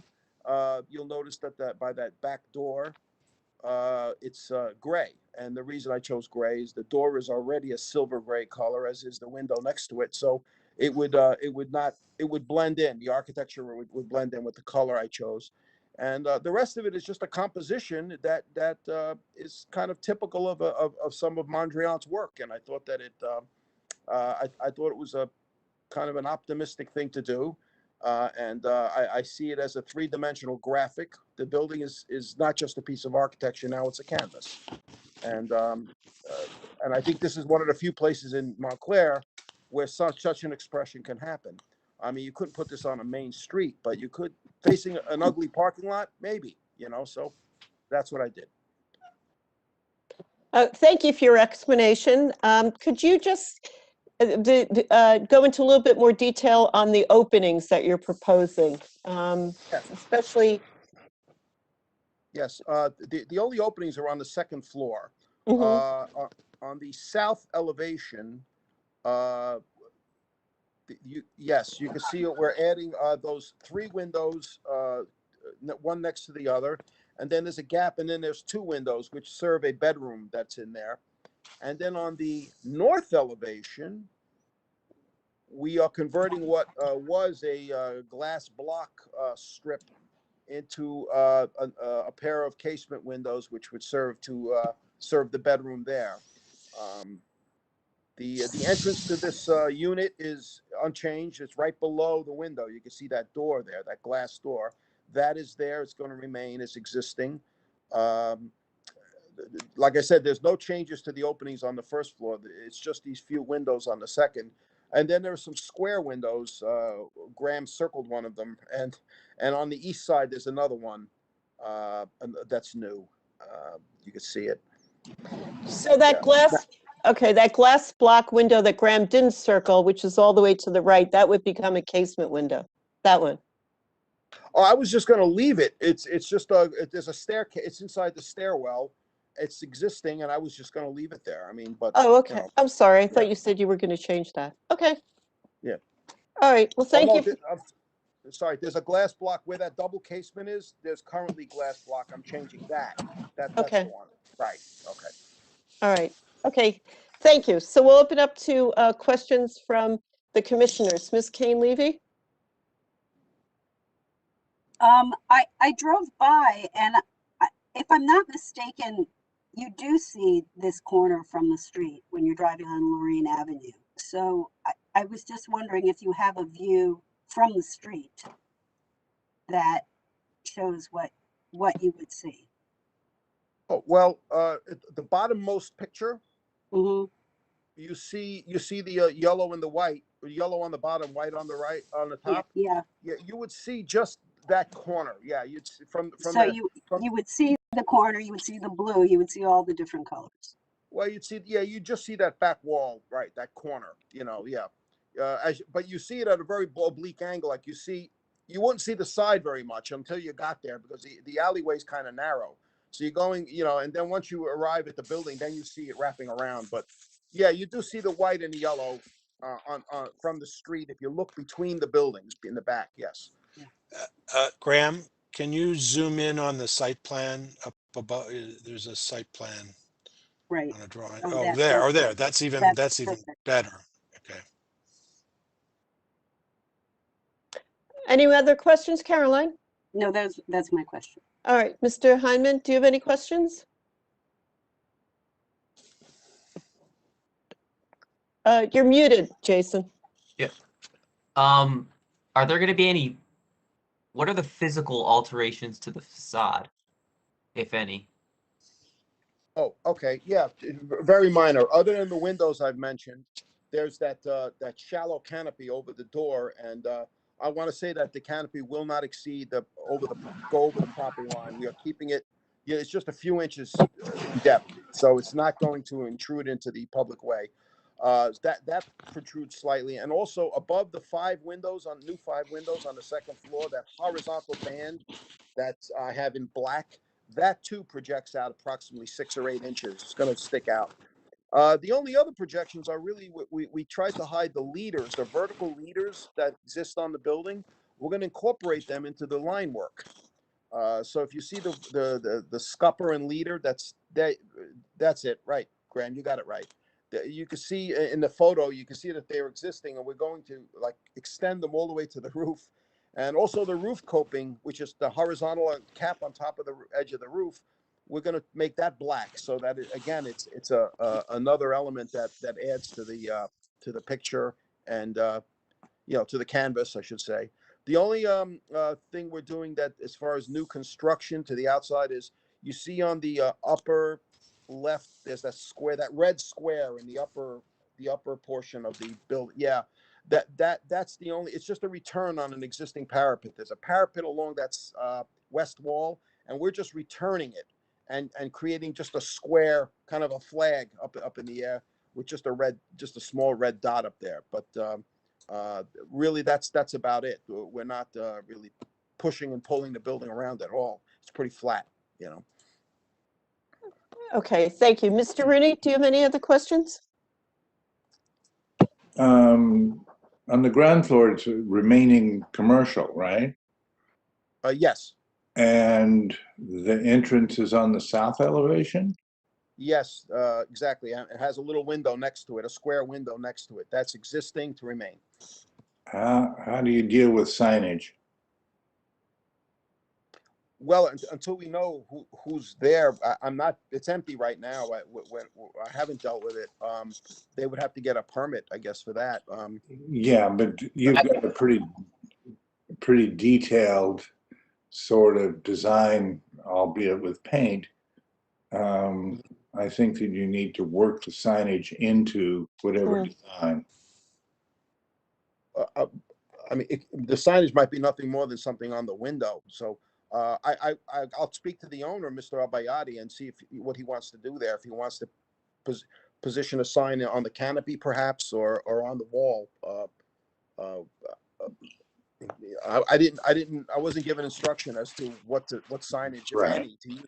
You know, It will have signage, and it should blend in or not blend in, but we should find out what that is. Not on very this. good. Okay. Thank you. Mr. Greenbaum?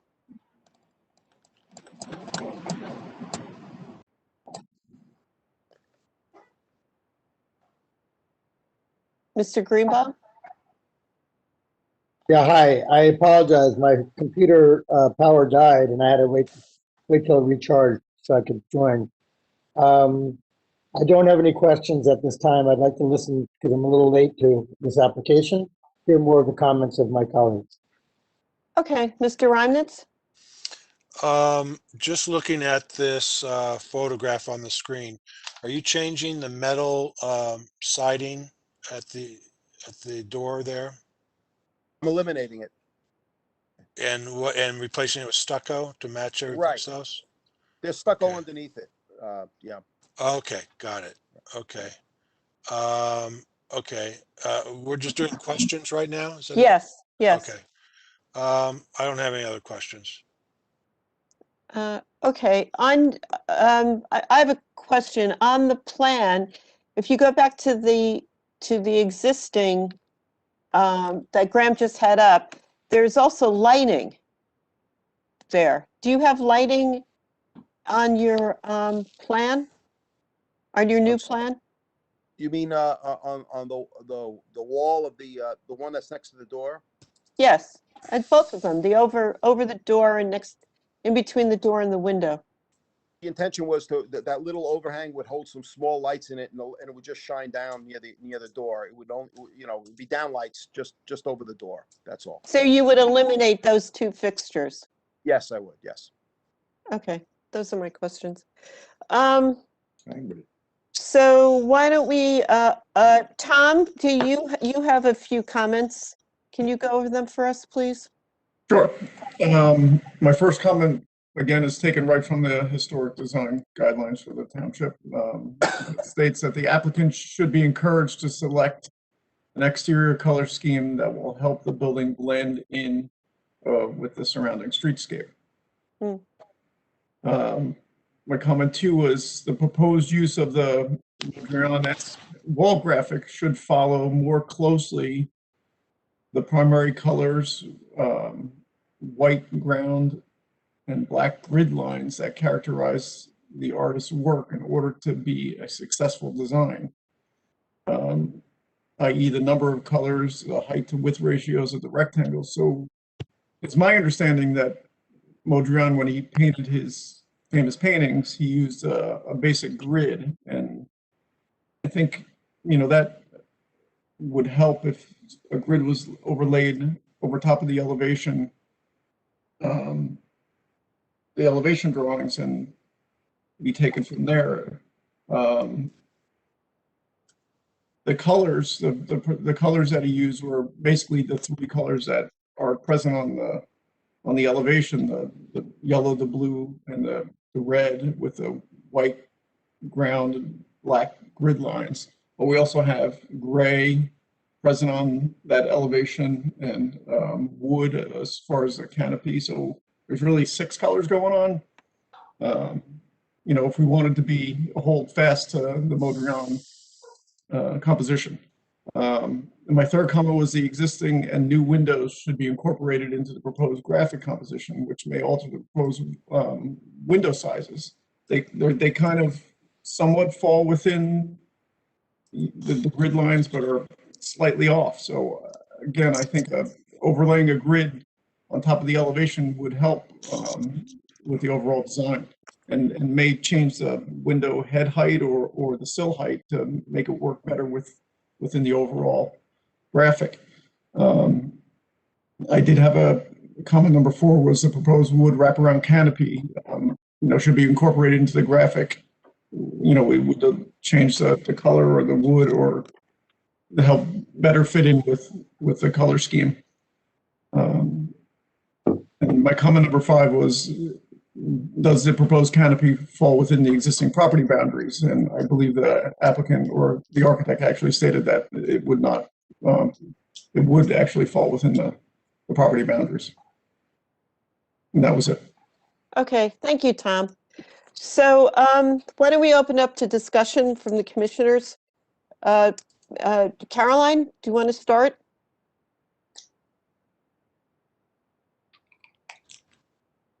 I'm of two minds for this. Yeah.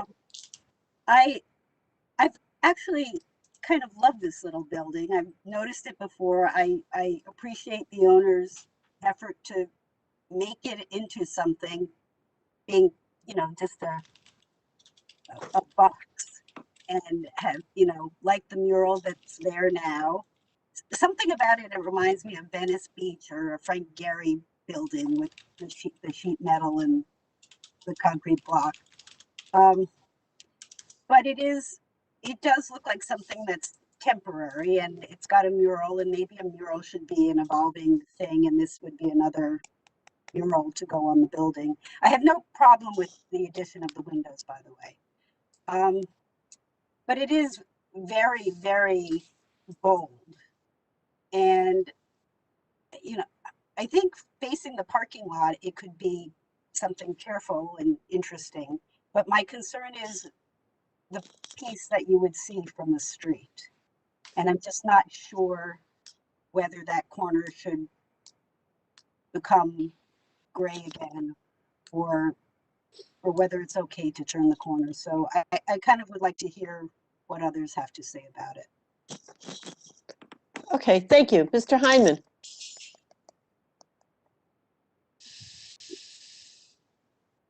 I support this project. I really like the concept. I think it livens up the parking lot. I'm a little less concerned about how the design wraps around and it may be visible from the right of way. You know, as long as you refrain from, you know, the bolder colors towards the top. I like how you had the white and then the blue and the yellow on the bottom. It does provide a little bit of interest that maybe might draw people into that parking lot. It's hard to tell. I was looking at the street view. Hard to kind of imagine how it would look coming in the other direction. I don't think you would really see a whole lot. But yeah, it's I'm in favor of it. I agree with some of Tom's comments as well. You know, just to think a little bit deeper about incorporating some of those physical elements. But overall, you know, I like what you've done. Thank you. Mr. Rooney. I'm in favor of this. I think it's a good idea to change the upper level to residential and adding the windows and things like that. And I think the interesting thing is this is one way of enlivening the parking lot, making it into Montreal. I would really like to see Banksy find this place. We're not on his schedule, so it's a good idea. I mean, it's kind of an awkward little building, and I think that awkward little buildings should have attention drawn to them. Mr. Greenbaum. So I think it was a very creative approach to it as a cubic building to come up with a cubist design. Caroline is correct that it does resemble projects that I've seen in Venice Beach. I like its ambition and playfulness. It's definitely it's definitely going to be striking and will cause reaction. Tom made a point that is a concern to me, and that is the actual compositional grid that you came up with Does it actually follow any kind of proportional system? Does it follow? Mondrian was all about proportion. And I just want to make sure that it's not just arbitrary, your creation of the various boxes and grids and squares and rectangles. Is there actually a thought process and a proportional logic to it? Well, yes, there is. I have to recognize the fact that this is, it's a canvas, like I said, but also it has architectural features like windows and rain gutters and canopies and doors that cannot be ignored. So what I tried to do here was use those architectural elements and end and begin things within them, use them as my guide. For example, the windows, you notice it's all white below the windows, yellow above the windows. It's white, red, and yellow on the left of the window, and it's solid blue on the right. The windows are boxed that way. Then from the window to the vertical gutter on the left side, on the south elevation, you see it's a white field. And so I was using the existing architectural elements or the new ones as well, the architectural elements as my guide for this composing the squares and rectangles. I sent Graham Petto. I just sent you an email with 2 images, Graham. I don't know if you're able to put them up, but I want to call attention to 2 pieces by Mondrian. And so while I didn't have the freedom of a blank canvas, I did try to mimic or follow through on some of it as best I could with the limitations of windows, canopies, doors, copings, and gutters and leaders. So that was my I guess my guide. Can everyone see that now? Yes, I think it clearly shows the black lines are different widths, narrow and thicker. You're all the way to the left though, Graham. I mean, we can't see the whole thing. Yeah, I can't really move it. Yeah. There are 2 pictures. Is that better? Yes. Yeah. Now this one, I want to point out this one. You notice in this one there's gray. So there's a 5th color. So so it was 5 colors, and as a nod to Mr. Connolly, I think what I'll do is I'll change the color of the canopy to be one of the chosen colors. It won't be brown. The only reason why I put brown on the canopy was because I did not want this place to look like a daycare center. I wanted it to look like a piece of architecture. So that's why I wanted something that said this is a building, not just a colorful, thing here. So that was the reason. Graham, can you go back to the elevation again?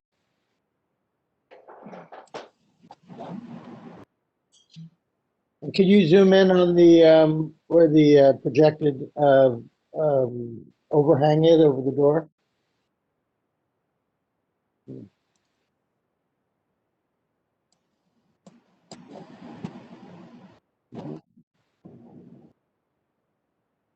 That could be a color. It doesn't have to be brown. I could make it one of the compositional colors. Why wouldn't you consider black? I would. That would be what I choose. Sure. Yeah, absolutely. Yeah. I don't even know if I mind the brown, to be honest with you. But or what about like a gray zinc? Yeah. It would be a natural material and it would still pick up the color. Yeah. What are the window moldings? What are the windows composed of in terms of color? I was going to have the windows colored within the field they're in. So if the window's in a blue field, the frame will be blue. If it's in a white field, it'll be white. I'll just match that. You didn't want to contrast that in the case of like the white against the blue or things like that.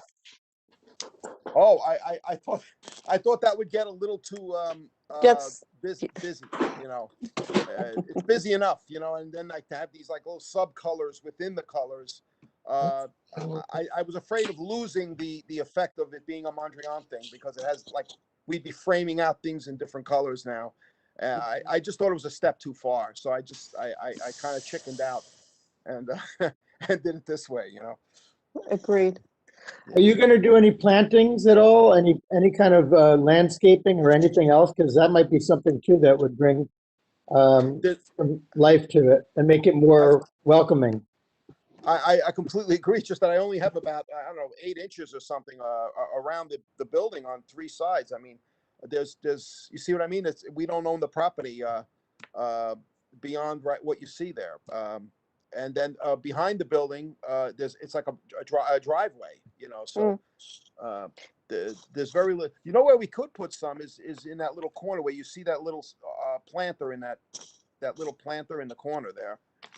Yeah, I mean, maybe we could do something there that would also mitigate the view from the street. It would also help to, you know, tone down the colors from the street, which was a concern somebody had. Is there a dumpster on this lot? Yes, if you look at the site plan, it's next to the building. You see the 2 air conditioning units, and next to it is an enclosed dumpster structure. Where is that? Can you show me the dumpster, Graham? Can you circle it? I just did. Oh, is that right there? Okay. So that'll be enclosed. Yes, and with a roof on it. We got approval for that last year. Last time, right. Okay, I just want to make sure. That's fine. I just want to make sure because there are some dumpsters in that parking lot that I would like to see enclosed. Okay, Mr. Reimnitz, do you have any comments? Yeah, can we look at the view down the driveway that you had a photo looking down the driveway from, I guess you're right there. Yeah. I guess I would support this more if the facade of this building, the bigger part of the facade that you see here was left alone as gray, and maybe you add a little bit of blue to the vertical to the right, and then you start your color in the corner and wrap around to the back side. Then there wouldn't be so much of it facing, what is this, Fullerton? Is this? Rain. Rain, yeah. And I have a question, maybe this is for, well, I don't know. Do we have any control over color here in any event? This is just paint, right? That's true. Someone could come. I mean, part of this is what is really being built here. I mean, what's really being built here is a few canopies, getting rid of the metal siding and stuccoing it, and adding some windows on the second floor. Right. All of those things I think are fine. And then beyond that, it's paint, right? Right. Someone's going to get someone's going to get someone's going to get tired of this in about 10 years. It's Right. not going to be so I don't know if we're really, anyway, just those are random thoughts. I guess I would support the idea of the painting this if what I see here, it starts at the corner and wraps around, meaning the corner, the facade facing the driveway is okay, but not the one facing Lorraine. Yeah. Right. Oh, Okay. Can I make a comment on that? Go ahead. If you're gonna, I mean, I understand what you're trying to do, John, but the problem is then from another point of view, then you're undermining the basic concept. And again, we're talking about color now. So are we supposed to be talking about color? Are we not supposed to be talking about color? But if it's going to be what it's going to be, then it's got to be, it's in and of itself, it's got to be, it's true to itself. And like, I understand one side of me says, yes, we want it to blend harmoniously with the building. But then again, the building is not designed to blend harmoniously. He's making a statement here. He's making an ambitious statement, and there is a juxtaposition to be had. And for us to temper it just on one side, you know, it's hard to take that position because then it's less than it being of itself. It's taking away from itself. That's all. Okay, thank you. I think that's you've made the point quite clear. Thank you, David. Can we go back? I'd like to make a comment.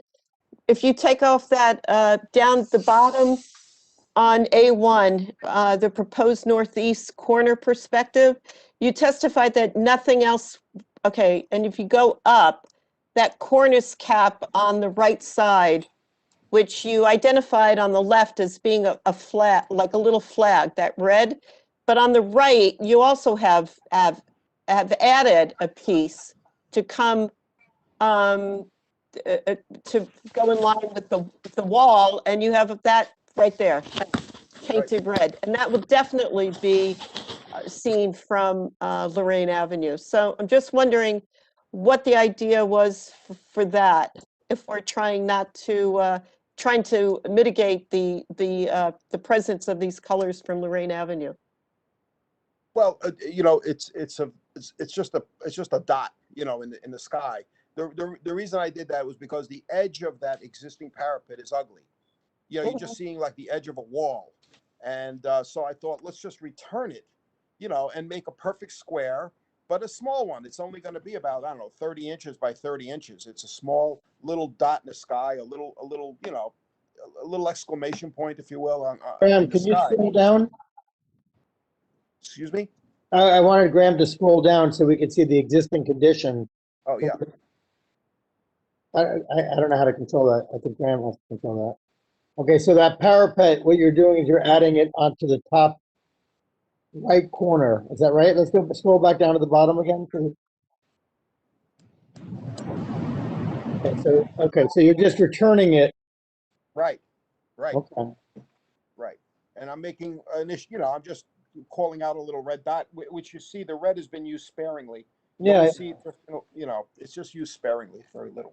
Look, the thing is that if this is an architecturally ambitious project and trying to make a statement, to what extent we can meter that and control it based on color is somewhat dubious.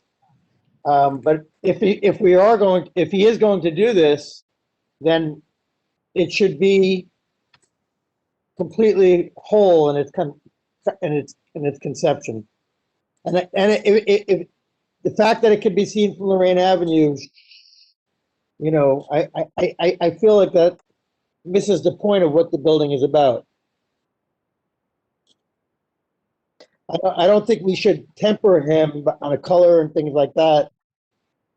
I think we either have to respect it for what it is within our with our powers, or not like it and tell him we don't like it.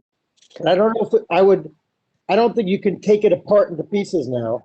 Okay, yes, I think in the time-wise, we have to move, yes, we have to start. Just to remind the commission, this is a recommendation to Right. the planning board on this application. So just Right. just to remind.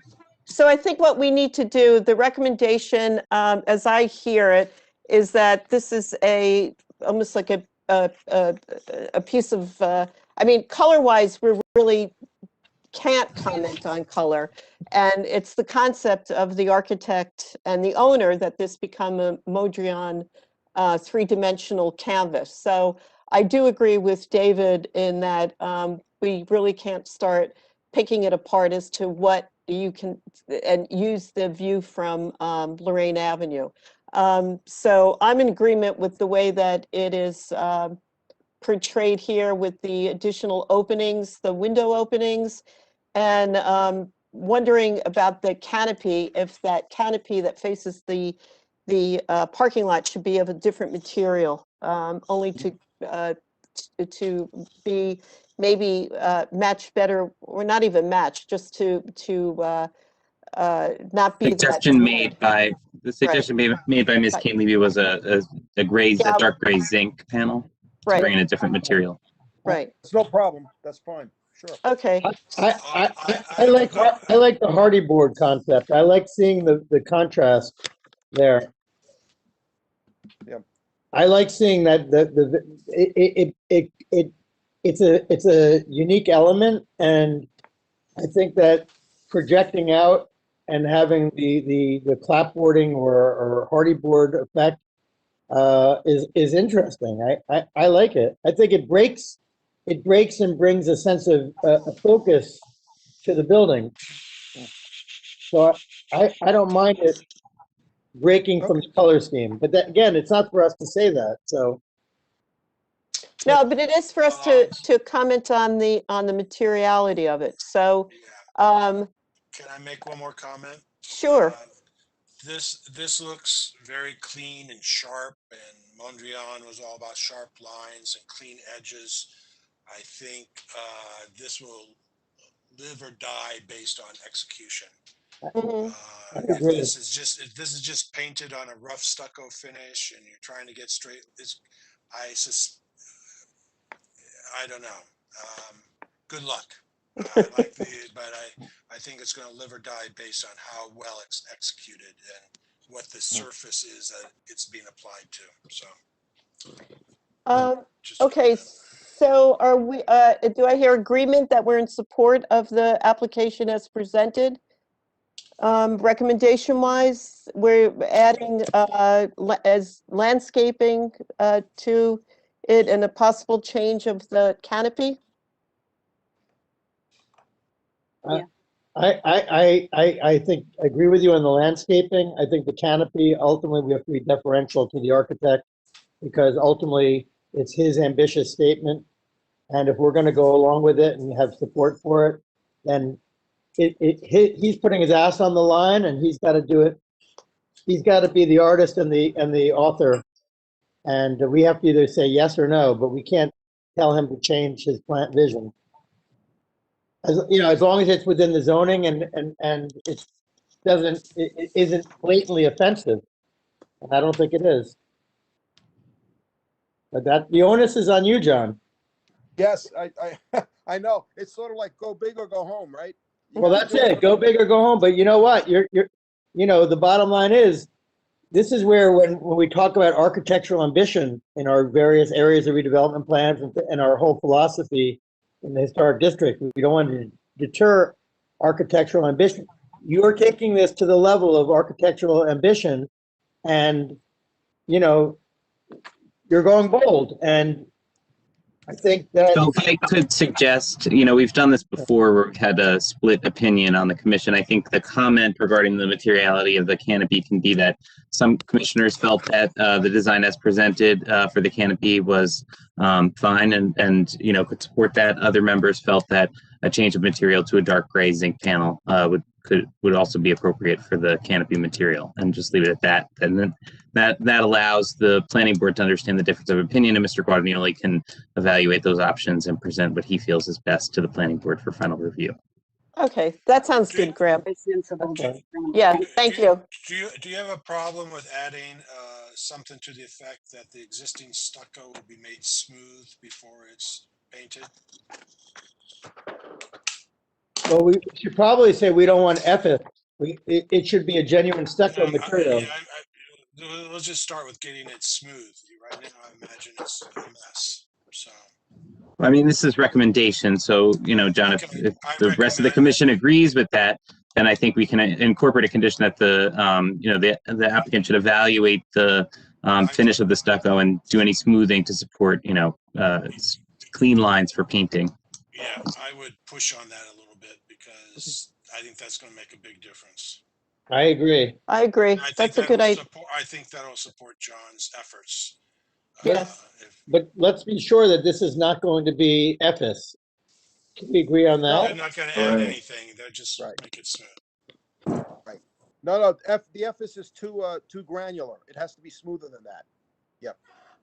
Well, okay. So, Graham, do we have those 3 recommendations down? Well, so it's 4. I think that it's 4. Good to just incorporate the reference to the stucco, just so it's there. So. All right. Thanks. Okay. All right. Thank you. Thank you very much. Yep. The next on is D, referral from the planning board, application 2725, St. Teresa of Calcutta Parish, a minor site plan application to install a new sign. And this is, like I said, recommendation. The proposed site is at 712 Grove Street, and the applicant proposes to relocate an existing chain link fence to allow for the installation of a new freestanding wood identification sign with solar-powered spotlights and new boxwood shrubbery at the intersection of Mount Hebron Road and Grove Street. This is in the it's in the proposed I believe it's Montclair district, Heights. right? Proposed Montclair Heights potential historic area, and we are required to review it. So before it proceeds to the planning board, the historic preservation element describes Montclair Heights area as notable for many structures that reflect the township's Dutch history. Key properties in the area include the Van Riper Bond at 848 Valley and the Montclair Heights Reformed Church at 71 Mount Hebron Road. Do we have anyone here from St. Teresa of Calcutta Parish? We have Mr. Neil Zimmerman. Mr. Zimmerman, are you there? Yes, I am. Madam Chairwoman, my name is Neil Zimmerman. I'm an attorney, and I also have Peter Packard, who is a professional engineer, available if you have any questions you would like him to answer. Okay, thank you. Mr. Karasik, would you be able to swear these two gentlemen in? Neil, are you going to give testimony? Hi, how are you? No. Okay, and how about the engineer? Is he going to give testimony? If necessary, I think if the board. Why don't I swear him then? Yeah, no, Yes. you should swear him. You should swear him. Okay, sir, could you raise your right hand wherever you are, and you solemnly swear that the testimony you're going to give this commission is the truth, whole truth, and nothing but the truth? Yes, I do. Okay, could you just identify yourself and your relationship to the applicant? Peter Backridge, consultant for the applicant. Thank you so much. Will you be describing the proposed project? You know, I can call Mr. Packard to do that. Probably be a good idea.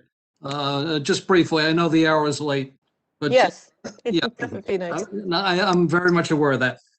Peter, would you briefly describe for the board what the parish is proposing by way of a sign here? Yes, thanks, Neil. So good evening. The parish is looking to install the sign at the corner of their cemetery at the corner of Grove Street and Mount Hebron Road. In order to put the sign in and comply with all the local zoning ordinances, we're proposing to push back the existing chain link fence off the property line by approximately 20 feet or so. And then we'll be able to install the sign approximately 16 feet from the property line, which is about 3 or 4 feet off of the relocated chain link fence that we're going to be pushing back. And the sign, Peter, with that relocated fence, will the proposed sign comply with all of the ordinance requirements for side yard setbacks and the like? Yes, it will. Okay. And Mr. Connolly had a question about whether the location of the sign would be safe in terms of sight lines for cars making a right onto Mount Hebron or making a left onto Grove from Mount Hebron. Would you testify about that, please? Yes, and the sight lines for vehicles approaching south on Grove Street to make the right onto Mount Hebron, the sign will not impact them at all where the traffic signal is and where they would be stopping. They can make the clear right turn and not have any impedance from the sign. And then as vehicles are traveling east on Mount Hebron to make the left onto Grove Street, the sign will not have any visual impact to any turning vehicles. Okay. That's all we have, Madam Chairwoman. Would be glad to answer any questions the commissioners may have. Okay, thank you. Why don't we start with you, Ms. Kane-Levy? Do you have any questions? No. Mr. Rooney? No. Mr. Greenbaum? Mr. Greenbaum? Mr. Heineman? No. Mr. Reimnitz? No. I have a question. Why is this, on the proposed plan, the sign is situated off-center? Is there a reason for that? It's not centered in between the two. And I There you believe, go. right, because there's an existing, in order for the, kind of for visual for the cars coming north on Grove Street, because there's the existing traffic signal. So Right. centered at that, would the pole itself may block any of the the view for vehicles as they're coming up to see the sign and to signify it for the cemetery. Okay. It could be and then- looked at to be, we could shift it if needed, but that was the thought process. So that was a clear line between the existing transformer utility pole on the curb line there and that existing traffic signal. And then the boxwood shrubs are just there's nothing, they're just around the base of the sign, correct? Yes, that's correct. Okay. Just wondering if you could swing it a little bit more to the west, if that would improve the whole, it is 4 feet wide, it looks like. It's a fairly large sign. Yes, and we can look at to see if we can kind of shift it a bit Okay. to the west. All right, so Tom, what are your comments? I had 2 comments that I believe the applicant addressed my first comment, which was regarding sightlines at the intersection. My second comment just wanted the applicant to confirm that the proposed new sign conforms with the township's current sign design guidelines. Individual statements and opinions. Which it does it? It does? Yes, it does.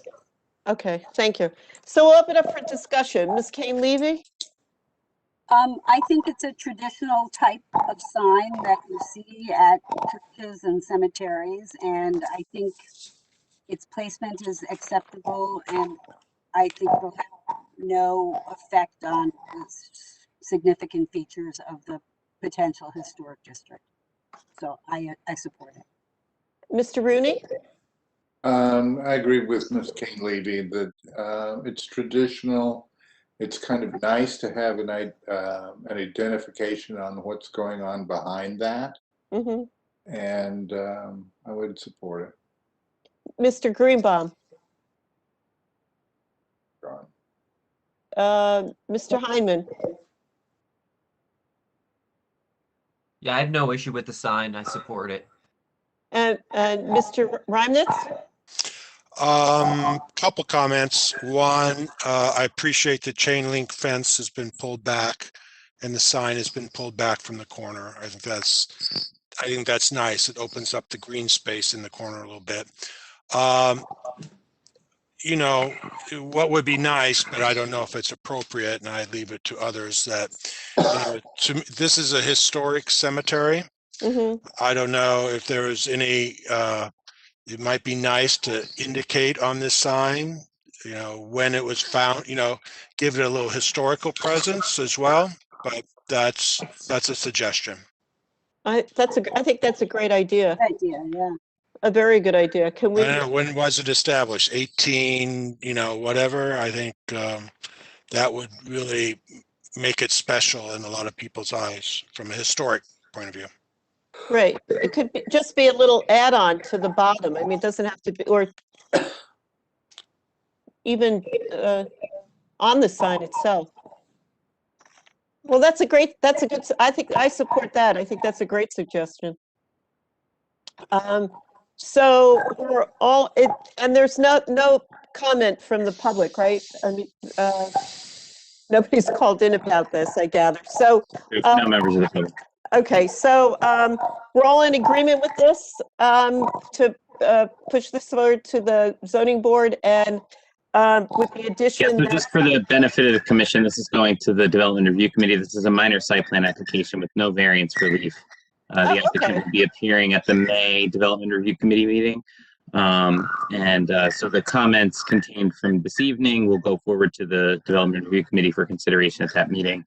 It sounds like it was just one comment was to add the date, and then the second comment, I think, was just to evaluate shifting the sign westward slightly to better center it. Right, to better center it. Okay, so while Graham. maintaining visibility. So. Okay, thank you, Graham. You could put those two into the recommendations. That would be great. Okay, so thank you very much, Mr. Zimmerman, and Packard. Thank you very much. Good night. Good night. Thank you for your time. Yep. Okay, good night. And our next Next on the agenda is, this is an HPC Certificate of Appropriateness. It's certificate number 2021-09, Bros Sandwiches at 206 Bellevue Avenue. And this, hold on, let me just get my notes. The project description, the applicant proposes to install an air fan and a kitchen exhaust duct to the west side of the building from the first floor extending above the roof line. A new sign is proposed for the sign bed above the display window on the storefront. The subject property is located within the Upper Montclair Historic District and consists of a circa 1980 two-story brick Georgia Revival commercial building with a side gabled roof. The building is listed as harmonizing structure in the district's nomination report. And both Tom and I looked at this and thought that possibly this structure was older. It just looks as though it's not circa 1980, but Graham confirmed that in the tax records, it does indeed say 1980. So we're going with that. Do we have, like I said, it's in the Upper Montclair Historic District, and the building is listed as a harmonizing structure. It is a brick building that sits in front of a clapboard, an older building on Bellevue Avenue. So whom do we have here that is going to represent the applicant? We have the applicant here. You just state your name. My name is Defna Gulbukan Hijazi, and this is my husband. Hello. Mohammed Hijazi. Hi. Hi. Oh, and are you the owners of the building? So we're just the owners for the business, not. Raining out there. Did you have a good? What? Steve was talking to his dog. Mr. Krasik, can you swear them in? Right. Do you swear or affirm that? Please raise your right hands. Do you swear or affirm that the testimony you're going to give the commission is truth, whole truth, and nothing but the truth? Yes, I do. Okay, great. I think you identified yourselves, but could you do it again, please, so we have it on the. My name is Defna Gulbukan Hijazi, and this is my husband, Mohammed Hijazi. We are the owners of Bros Sandwiches. Thank you so much. So go right ahead. Go ahead.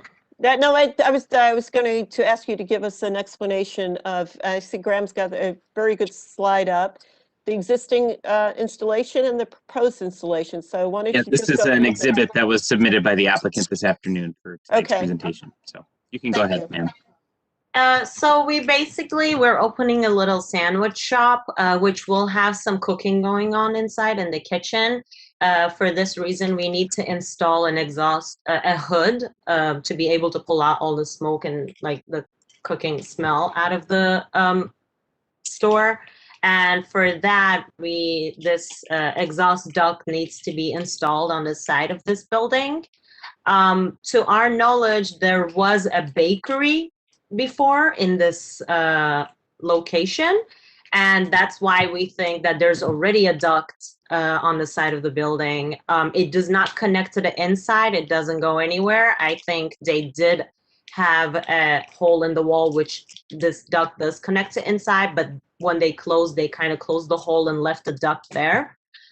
So our exhaust duct is going to be in the exact same place and have the exact same material and color, but it will be bigger, a little bit bigger than the existing duct. And additional to the duct, there is going to be a makeup air fan next to it, which is necessary when you have a hood in the kitchen, because the hood is basically pulling out all the air in the room, which you need to replace it with fresh air from outside, or else there'll be no air left in the room.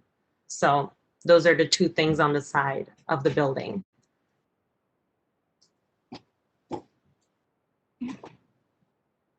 Okay, clear enough. Yeah. Another view, and then you had a third view, I think, here as well. Oh, this is just looking the other way. Yeah, it's the same thing. All three of them, just different views. There are two components to this application. There is also a signage plan that the applicant had submitted. So I'll present that. I'll share that now, and you can review the proposed signage that you'll be installing as well. Yeah. So the sign is basically like our storefront sign. There is an existing sign above the front window. Yeah, right here. Our sign is going to be the exact same size in the exact same place. Just instead of Alpha Nutrition, it's going to say Bros Sandwiches, and it's going to be our colors. Do you have a picture of the storefront that is next to this, Graham? I think I do in my memo. Let me just open that up.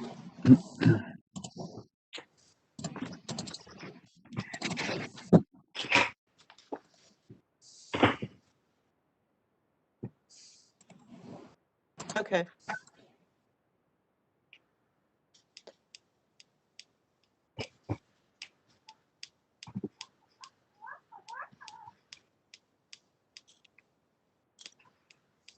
Okay, great. Thank you.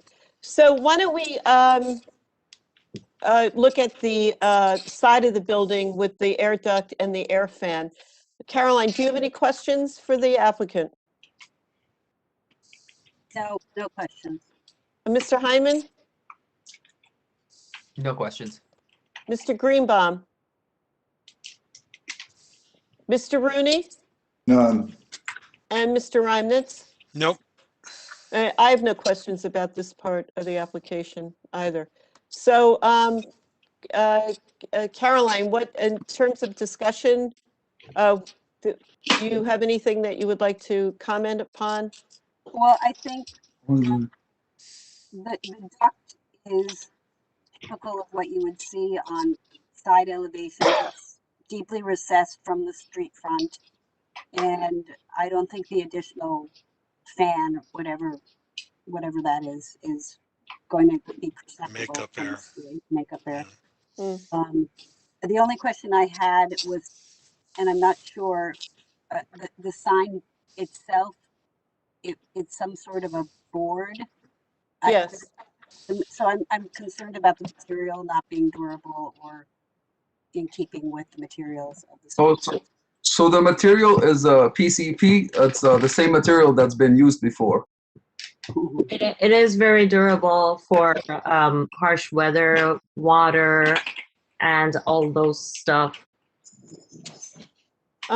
Is that within materials that we look down upon in the historic district? Just to clarify language, the historic design guidelines recommend the use of wood or metal signage panels. Oh. Oh, we didn't know that. Yeah, especially the previous sign being already there and approved, we just assumed that it's fine. Yeah. We didn't know. Okay, Mr. Hyman, do you have any discussion about this application on either the mechanicals or the sign? No, I don't have any comments. Mr. Reimnitz? As far as the mechanicals go, it's more or less what's there.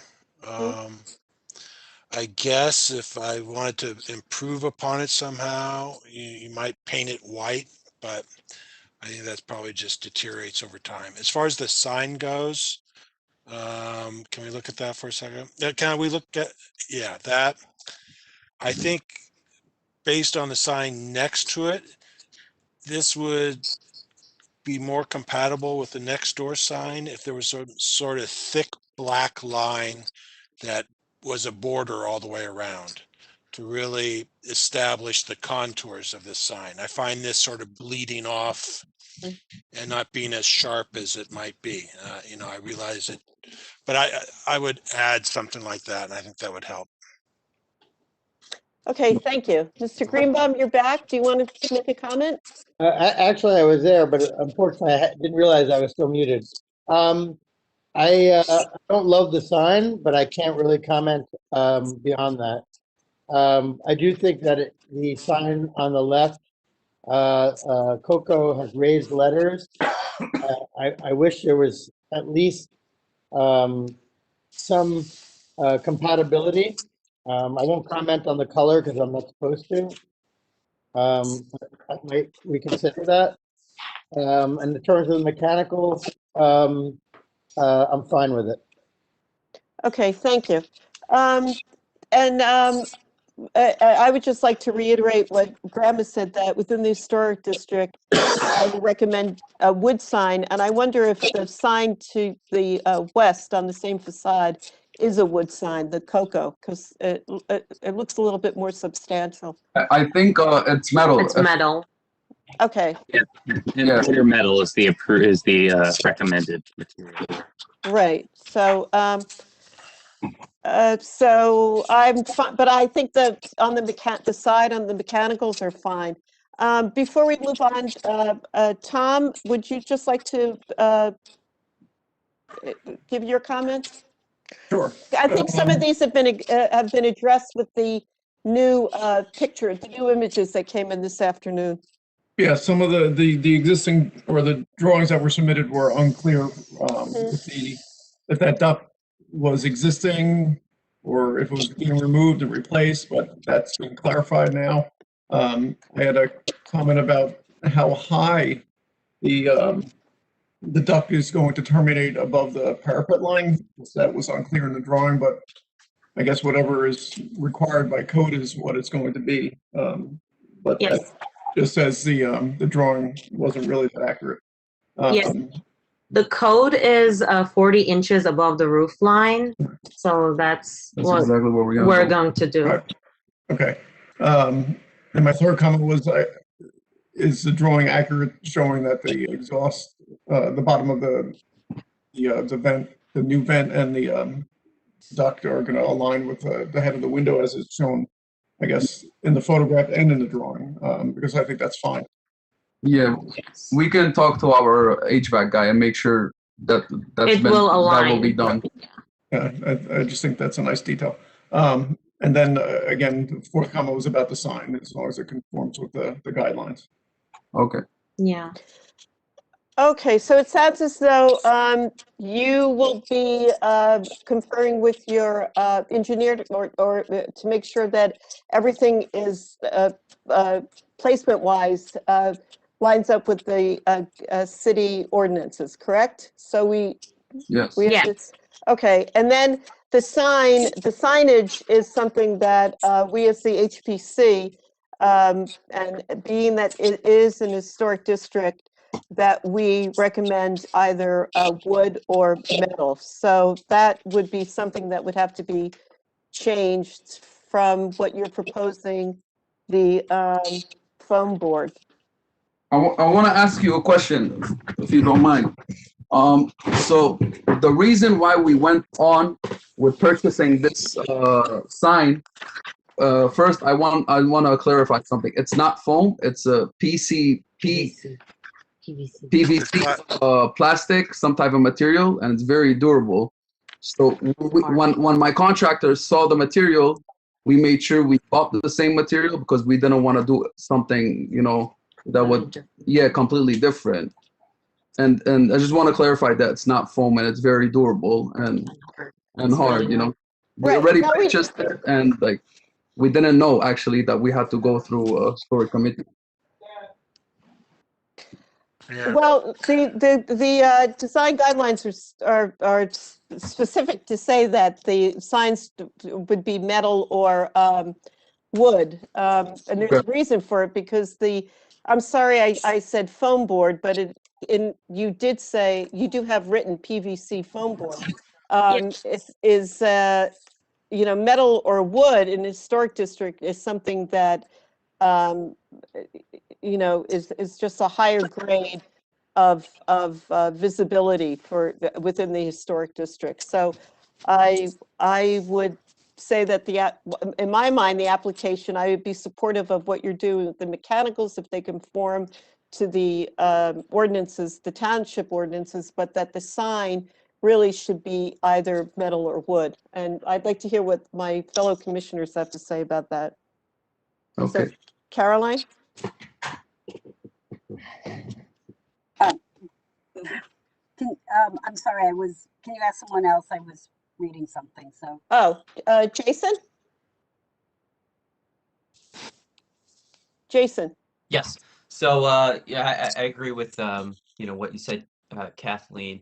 You know, in terms of the HVAC exhaust. Again, I would impose the conditions that they you know, like with sign installations, that they make sure that they secure it through the mortar and not damage the brick to the extent that the existing exhaust where it's fastened, if those points of contact can be reused, try to reuse those, just to limit the amount of damage into the wall and the brick of the building.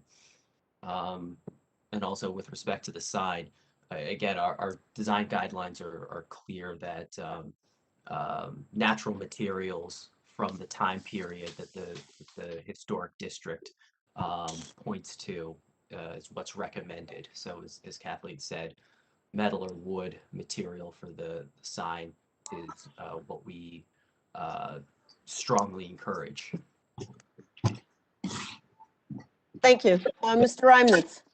I have no problem with the mechanical part of this. I agree totally with the sign needing to be a different material. PVC is just polyvinyl chloride, is plastic. And I would say it should be either wood or metal, and I think it should have some raised relief to it to be in sync with the sign next door. Thank you. Mr. Rooney? I agree with Mr. Reimnitz. Okay. Mr. Greenbaum? I agree also with John, and I'll add on a personal level that I would do some research into color and food psychology in the restaurant industry, and that the color that you've chosen might not scientifically prove to be your best choice. Okay. I would like. Go ahead. Do you have anything to add? I'm sorry. Yeah, I don't mean to cut you off, but I don't understand the phrase the gentleman said about the colors and scientifically proven. I don't get that phrase. I would just. And that's we're not. Hey, let's go. We'll move on down the road. We move on because it's psychology. That's all. Go ahead. Oh, okay. My bad. I thought it was something that we should know. No. It's color is something that we food psychology. Okay. Let's move on, and why don't we, being that this is a C of A, Graham, we have. I had the conditions that I would like to run through that were discussed. Yes. So, with respect to the ductwork, one condition that I had, just carrying that forward, which the applicant stated they would do, is to align the fan and ductwork with the height of the first floor window. The second point is to ensure that the new ductwork is installed by affixing into the mortar joints only, and that no additional or new penetrations into the brick facade are made. That the proposed sign should be of a metal or wood material consistent with the design guidelines. And then the last point that there was a mention of, but I wasn't sure if we wanted to carry that forward, is that there should be a black border around the sign to distinguish it from the white background. That was the only other comment that I had. Say that again, Graham? There should be a black border around the sign. I think it was Mr. Reimnitz that said that. That was my suggestion. I have that, to me, is not as important as it's made out of wood or metal, and it has some raised relief to it, so it's not just flat. Okay, so I had the raised relief comment there. And then as is typical, we would put the condition here that any additional changes or any additional signage has to come back to review. But Graham, we do accommodate new businesses, allowing them to have temporary signage until a new signage fabricated. Yeah. So can I ask something real quick? Mm-hmm. So like this sign that we're proposing, We kind of like, we chose this material because of the existing sign. We didn't know that there was a historic committee and guidelines for it, and we weren't informed by our landlord either. So we just assumed like if this person was able to get a permit for this, then it should be fine. So we already purchased sign, but we didn't put it up because we don't have the permit for it yet. Is there a way where we can put up this sign just for now permanently until we get a metal or wood sign made? Because that's going to take time and so I can add to that. So the department maintains a process where we allow for a temporary installation of a temp sign. We could permit the PVC sign to be installed for 30 days with one extension for a total time period of 60 days. So that would allow you 60 days with the temporary sign, this current sign that you've purchased. Within that time, then you could, fabricate the new sign and have that installed. Yeah, that would be great if we can do that. Yeah, and that's fine. Mr. Graham, so we're gonna put up probably a metal sign. You guys are okay with the size and the colors, right? There's no restrictions or anything like that, right? That's correct. Yeah, it's just the material that the commission. Okay, Alright. so we'll get that sorted out. We'll start working on that. And a raised relief to it in some way. It's really like tilted to the. No, raised letterings. Oh, okay. To match. Oh. Like pin mounted lettering as an example. Okay, like that 3D thing coming out of it. Okay. Yeah, you could have the whole sandwich coming out forward. I don't, just give it some, make it come into my mouth. Yeah. Store and into my mouth. Okay. Thank you. I'll wrap it for you. All right. And our office will assist you. I'll send you the zoning permit application form, and we can date the start of the 60-day period for whenever you're ready to open your doors, so you get the maximum amount of time out of that. Okay. Perfect. Yeah. Thank you so much. Thank you. Trying to help folks out. This is a tough time, so we thank you for opening a new business during this. Yeah. Good luck. Yeah, this is Yeah, great. good luck. Yeah. I will come. I will come. So. And I also would like to add that we also live in Montclair, so we're new to the neighborhood. Yeah, so we would love to meet our neighbors. And okay, well, thank you for that. All right, good. Thank you. Okay, good luck here. Good luck. Do you need a motion with the conditions as stated? Okay. This is a C of A. So Who would like to make a motion to? Make a motion to approve. With the stipulations. Second. All in favor? Aye. Okay, great. Thank you. Final on our agenda. Thank you. Thank you. Thank you. Agenda tonight is our two HPC C of A certificates. One is for the, has everyone had a chance to read these through?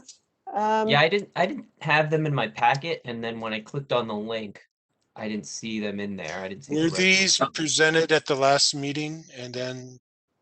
Yes, they were discussed at the last meeting. Okay, well then I can't comment on it anyway, so. Okay, so Can you put the first one up, Graham? it was Caroline, Jason, and Steve, and myself were here. yeah, so the only eligible members to participate in the review of the certificates will be Ms. Kane-Levy, Ms. Bennett, Mr. Hyman, and Mr. Rooney. Right.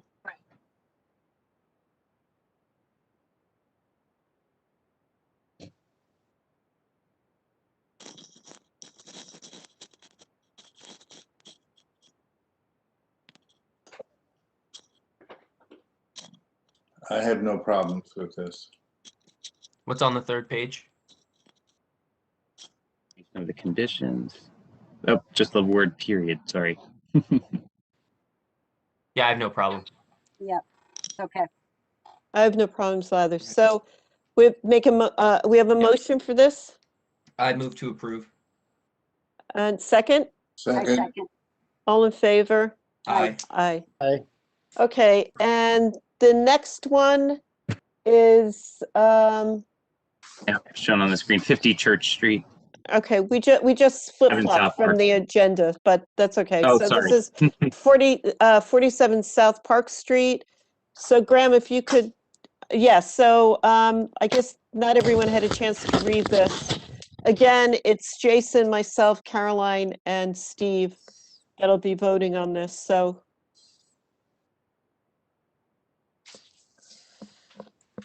Right. I have no problems. Nor do I. Fine. Yep. I move to approve as drafted. Second, I Second. all in favor? Aye. Okay, great. And with that, if there's no further business, we can adjourn and see you back here, same time, same place, next month. Guys, we do have another busy month next month, so. Yes, and let's try to keep to the time that table Yes. that a little bit more if we can for next month. All right, thank you. Can we have a Thank motion you. to adjourn? Nice to see everyone. We have I a move to motion? adjourn. Bye. Second. All in favor? Aye. Aye. All right. Good, everyone. Bye. Bye-bye. Thank you, Bye-bye. Graham. Thank you, Ira. Thank you. Thank you, Tom. You're welcome. Good night. Good night.